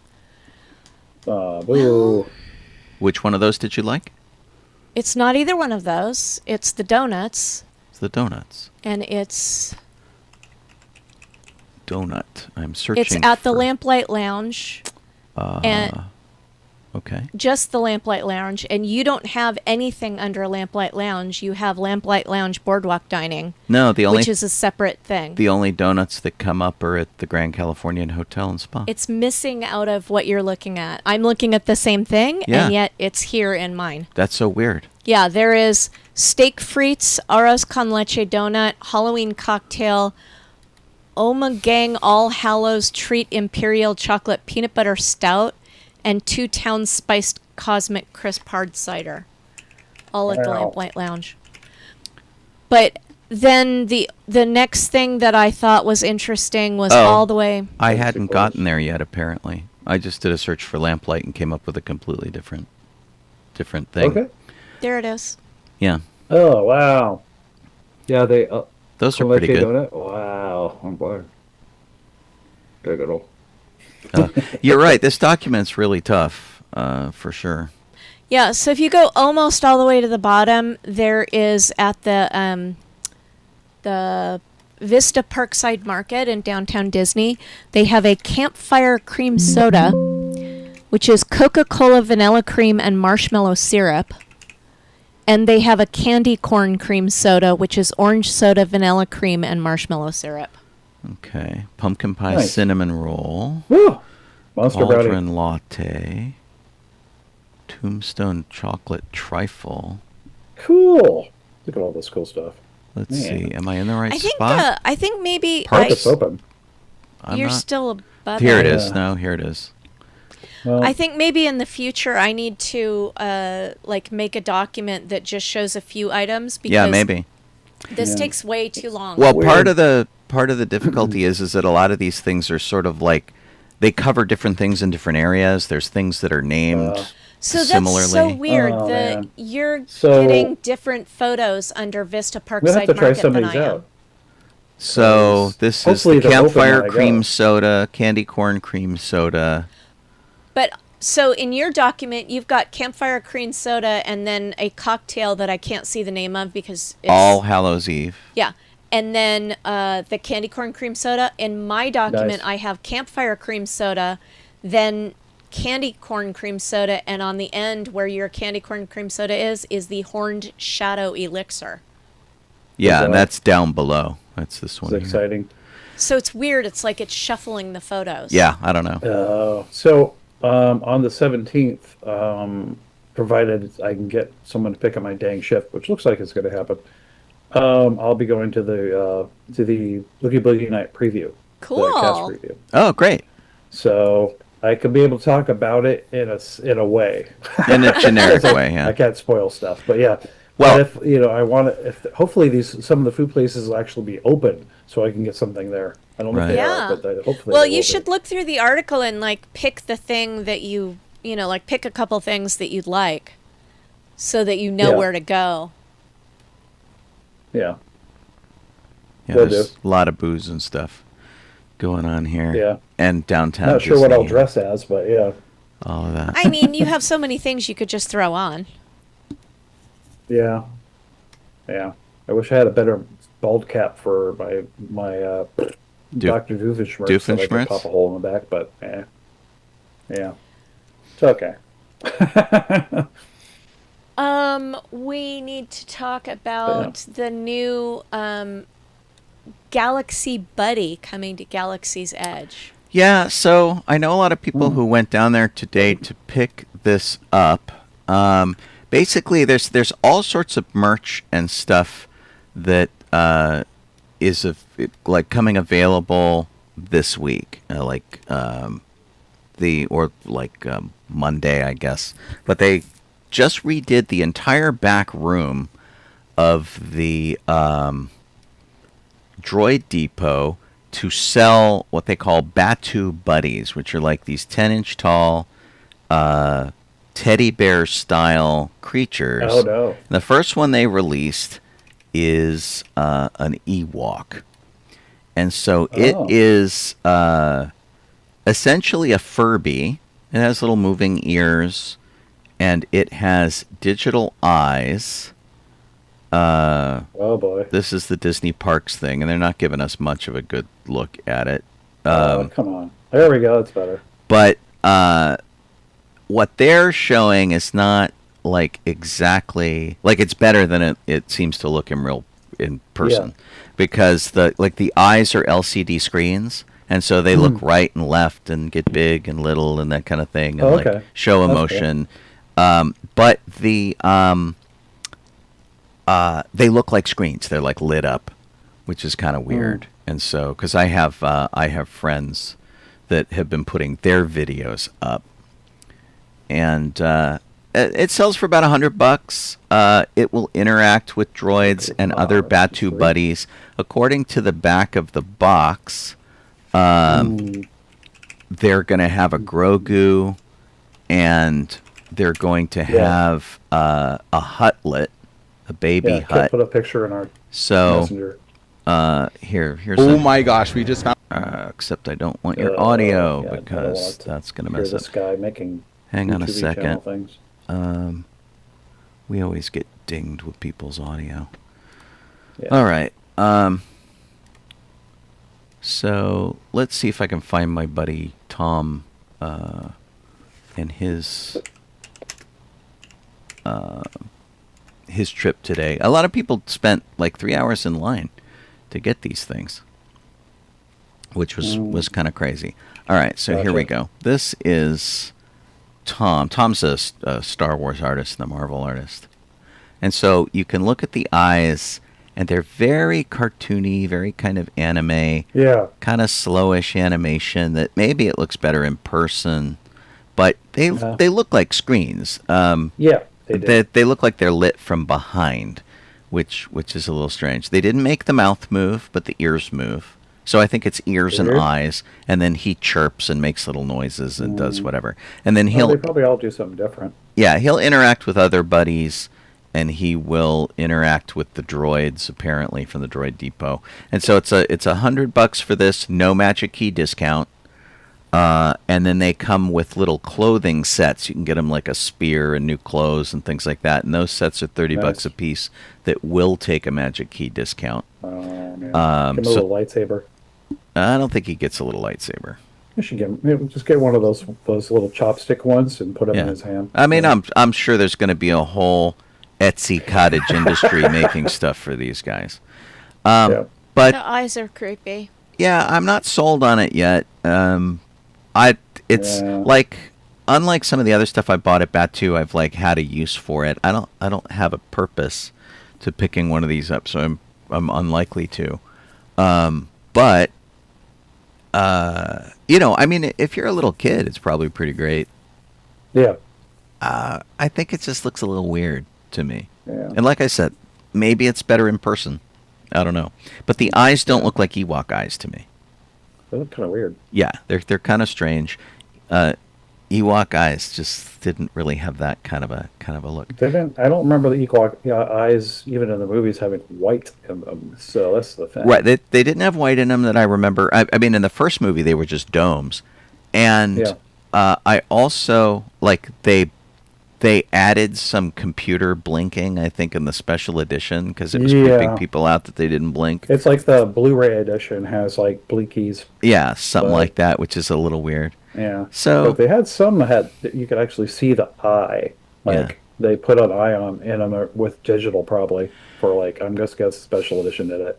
Well, like, and sometimes you'll check and see an actual eye instead of like a lens. Yeah. And there's a whole bunch of people that are absolutely going bananas for this. Oh my God, I must get it. It is the cutest thing ever. And I don't know. They haven't sold me on it at all. And we've got a lot of Grogu's around. So do we need like how Grogu? they did the fur, though. So it looks good. Yeah, I mean, it looks like a teddy bear. It's not bad. Yeah. So, anyway, so that's like the hot new item that everybody's trying to get right now at Disney. And it just came out. So I was there on Tuesday. And they're like, it comes out on Thursday. Because I thought, I'll check this out and see how it is. Yeah, but that when you walk into the Droid Depot proper, there's the area that you build droids in. And then if you go to the right, there's a room that had lots of other stuff in it. That entire room, which is where you would get like the R2-D2 salad bowls, lots of pins, lots of things. That entire room has been given over to these buddies. Yeah, it looks like they repainted it. The droids that were in the back, there was like an area behind the cash register that had droids you could hack in the app. That was shut off with a door. They blocked that entire section off. It was really kind of crazy. So we'll have to see what they do with it. But for now, that whole section of the store is like just Batuu Buddies.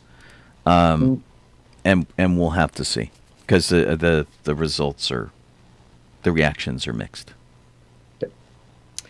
Moving on to Knott's Berry Farm, a local park here in Southern California. They're replacing what used to be a Johnny Rockets restaurant with a Crafty's Kitchen. Crafty Coyote is a character who steals pies in the Knott's Berry Tales attraction. And this restaurant will focus on chicken and boysenberries, which are two Knott staples going way back in their history. Chicken fingers and chicken wings, and like chicken arms. It's her fried chicken that she made on her family on the Good China. Except now they're just doing chicken tenders or wings. You can get a biscuit sandwich, a brioche sandwich, and you can get a boysenberry lattice pie or strawberry shortcake, and a choice of 4 sides. Yeah. And you can get... it's like a little... The photos are just like, here's what you can get, but there's no photos of the building yet. So I want to see what it looks like. Yeah, that's what I was hoping for. They're just like, here's what our menu kind of looks like. So like it's $20 for chicken tenders.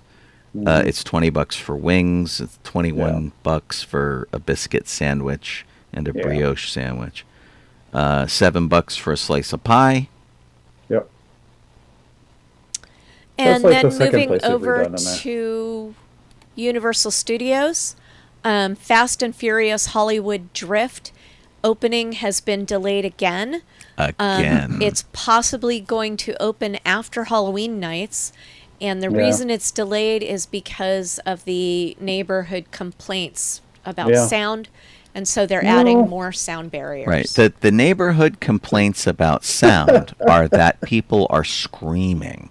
And so they can't handle it in the neighborhood. Universal could probably solve this entire thing by putting it in a building, Yeah, probably. One quick last theme park story is that the monorail dog death that I believe we reported on last week in Florida turned out to be a fake. There was an emergency on the fake doggy. On the monorail that required people to be evacuated off the monorail, having to do with people, but it didn't have anything to do with a service dog. So, what a weird thing to make up. Yeah. I'm glad that a dog was not actually hurt. So right. Well, and that's the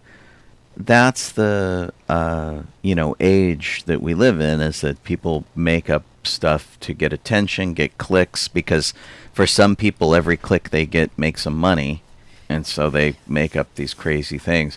And what's a bummer is that legitimate people who have good reputations pick that up and go with it. And I'm not talking about us. Our reputation sucks. But there was a woman that I follow who talks about her experiences with their service dog. And they're always talking about how, hey, we didn't bring our service dog to the park today or on our cruise or here or there because we love our service dog and we don't want them to be hurt. So, they'll put them in a kennel and they'll go on a cruise and then come back. You're talking about Miles TD1. There's their dog. Well, that's one of them. Oh. There's a couple of them. And so, people, you have to take care of your service animal. And so, these fake people were painted as monsters, and service dogs were kind of like besmirched, because then anybody with a service dog who was out there in the park got accosted by people going, shouldn't your dog be in your hotel room? Shouldn't your dog be at home? Why did you bring them to the park? Whatever. Oh, boy. And a lot of people are really careful with their dogs. They have little booties they put on them so that their feet don't get burned. Little feet, they keep them in air conditioning and stuff. And then in some cases, they don't even avail themselves of their service dog because they don't want to put the dog in danger. Yeah. So that bugs me so much. I still see them from time to time though. So they bring them on like Nemo and stuff. Sure. So we've got 8 minutes left. Sean, you can do rest in peace or wrap up the show in whatever other way you want. Okay. I don't think I was trying to look here and see if there was anything else I said we were going to talk about. We talked about canceling the Star Wars. We talked about the Marvel crossover. We talked about the Batuu Buddies. I think that's pretty much it. Yeah. Let me look at rest in peace here. Yeah. I do have one bit of news that's not even on the document. Go ahead and share it, Jeff. That people are going to like it. Go for it. Starting August 18th, you can get Hello Kitty Godzilla from the Little Happy Meal toys. Oh, how fun! I put the link in our messenger chat, our group messenger chat. Oh. Hello Kitty plays Godzilla. Choco Cat is Space Godzilla. Kurobi Mechagodzilla. Kuropi King Ghidorah, or Karapi. Bats Maru. Rodan. There's a Bats I'm messing Maru? up these names. Who is Bats Maru? Yeah. Bats Maru is Rodan. My Melody is Mothra. Cinnamon Roll, I guess, is Destroya, and then Pom Pom Purin as Gigan. Oh my gosh, these are so cute. Excuse me, where is Pachaco? Did I already go over that one? There is no Pachaco. He's not. I didn't see him. Pachaco, no, just Choco Cat, but no Pachaco. No Pachaco. Pachaco's the awesome dog. So these are pretty fun. Who has got these? McDonald's on the 18th. They start in 5 days. Okay, these are pretty epic. I will get a Happy Meal toy for these. Yeah. I don't like all of them, but they will line out the door for these things. That's the gonna be main nuts. one, the Hello Kitty one, is pretty cute. Kitty is awesome. I like Bats Maru. I thought he was pretty cool. The Mothra one is kind of cool. Yeah. It's funny. See, this is much cooler than the one that they did where they, took the characters and X'd their eyes out and that kind of weird thing. It's pretty funny. Although it's funny that it's the characters like in the costume. And so technically, Hello Kitty is supposed to be a little English girl in a cat costume. There was this whole big long. So it's a girl in a costume. So it's a girl in a costume in a costume. Yeah. That's funny. Which is strange. But she's also, officially, only 4 apples high. And how many real little girls do you know who are only 4 apples high? I mean, It's nuts. I they're think, taller than a Smurf. I believe they should have just gone with the idea that Hello Kitty is an actual kitty and not an English girl in a costume. I know. The logic doesn't logic. So. No, not at all. No. Yeah. Oh, well, what are you going to do? Yeah. Laura had a rest in peace for her AC unit. Aw, that's sad. We don't have an AC unit, so if we don't have too much to report on and rest in peace, I would say we should talk about the Mold-A-Rama and Christopher Lambert and Spirit Halloween. Agreed. Yeah, we can. And the Skywalker Grill. We can do the rest in peace later. The Mold-A-Rama is amazing. If you know me at all, you know I absolutely love Mold-A-Rama. And if you don't know what those things are, they are the little machines that you would throw. It used to be $1. Now it's $5. But you would throw $1 into, and it injection molds an actual toy for you. And so in this case, they used to be in front of zoos and museums. They were all over the country. And there are still a few of them that they keep running. But here at the Central Library, they've made a custom mold for a statue that they have. They can't use Mold-A-Rama because that's a trademarked thing. So they had custom graphics made called Molda Central, which is the graphics were made by Shepard Fairey and his group. It's great. There you go. Colleen discovered this. This was super cool. That's awesome. And then, so the next thing that we should talk about really quickly is that Christopher Lambert collapsed at Steel City Comic-Con, but it turns out that he's okay. He just got low blood sugar and maybe wasn't drinking enough water and wasn't taking care of himself. So, Christopher Lambert, please take care of yourself so we can keep you. Right. And honestly, that's good advice for everybody. Make sure that you eat, make sure you sleep, make sure you have water. That's that. He went to a convention and he was low on all of those things, and So kind of my cloud. Hey, get away from that. Right, you may play an immortal, but that doesn't make you immortal. So leave that alone. There you go. Come on.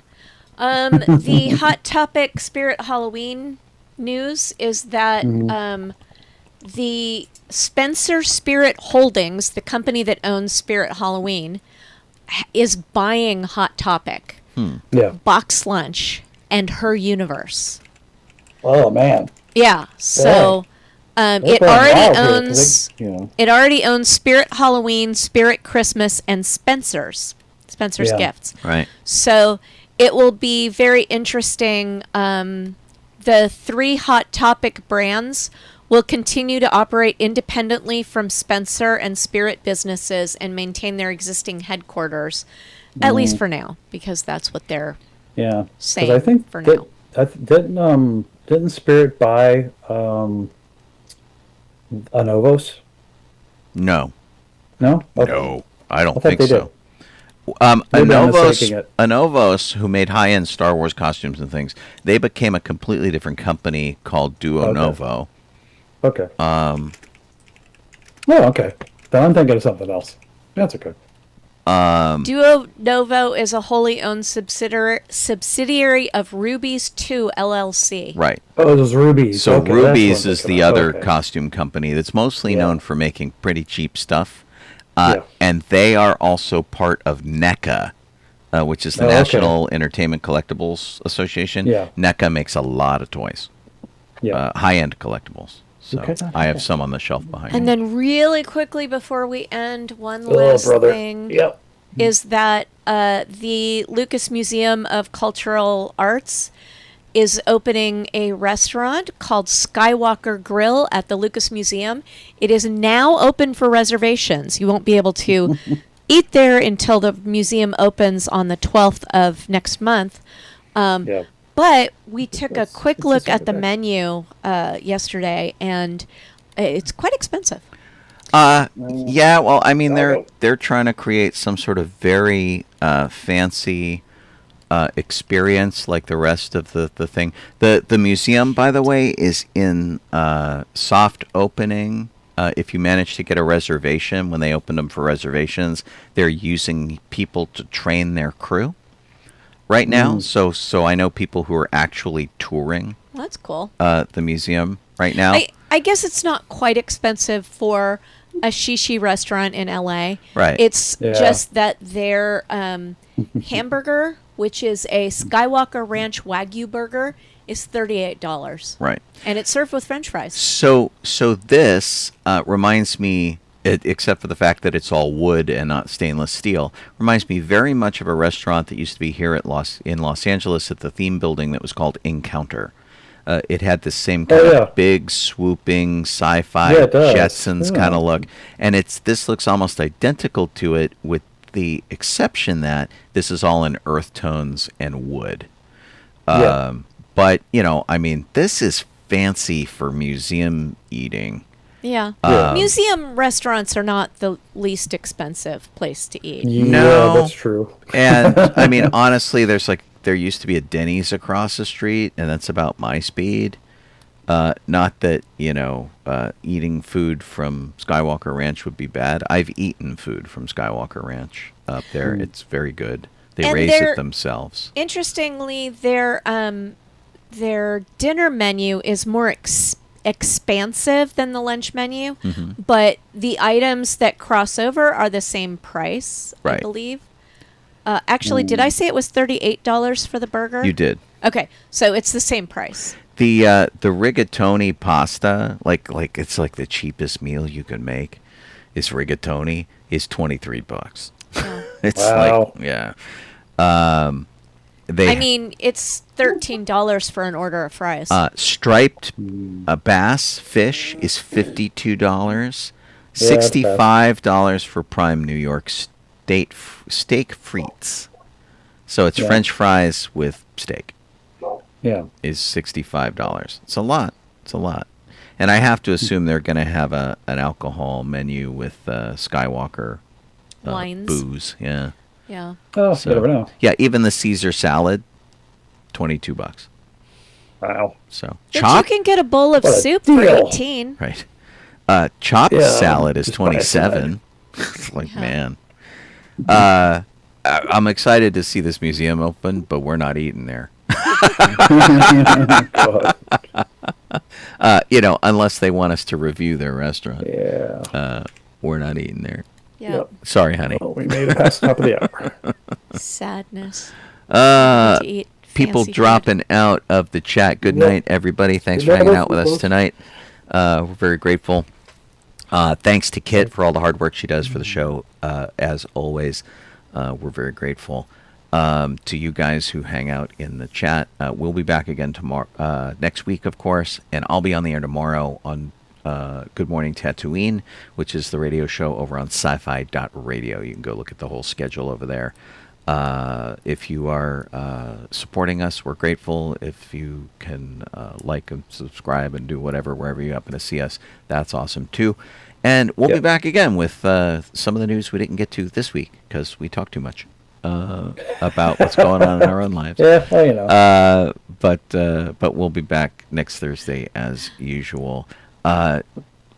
Yeah, thanks for hanging out with us. Not everybody. Oh, I thought you were going to Oh, introduce yourself. I'm sorry. Go I'm backwards. calling Kaylee Crosby. It's Jeff Donoho. And I'm Sean Obi-Shawn Crosby.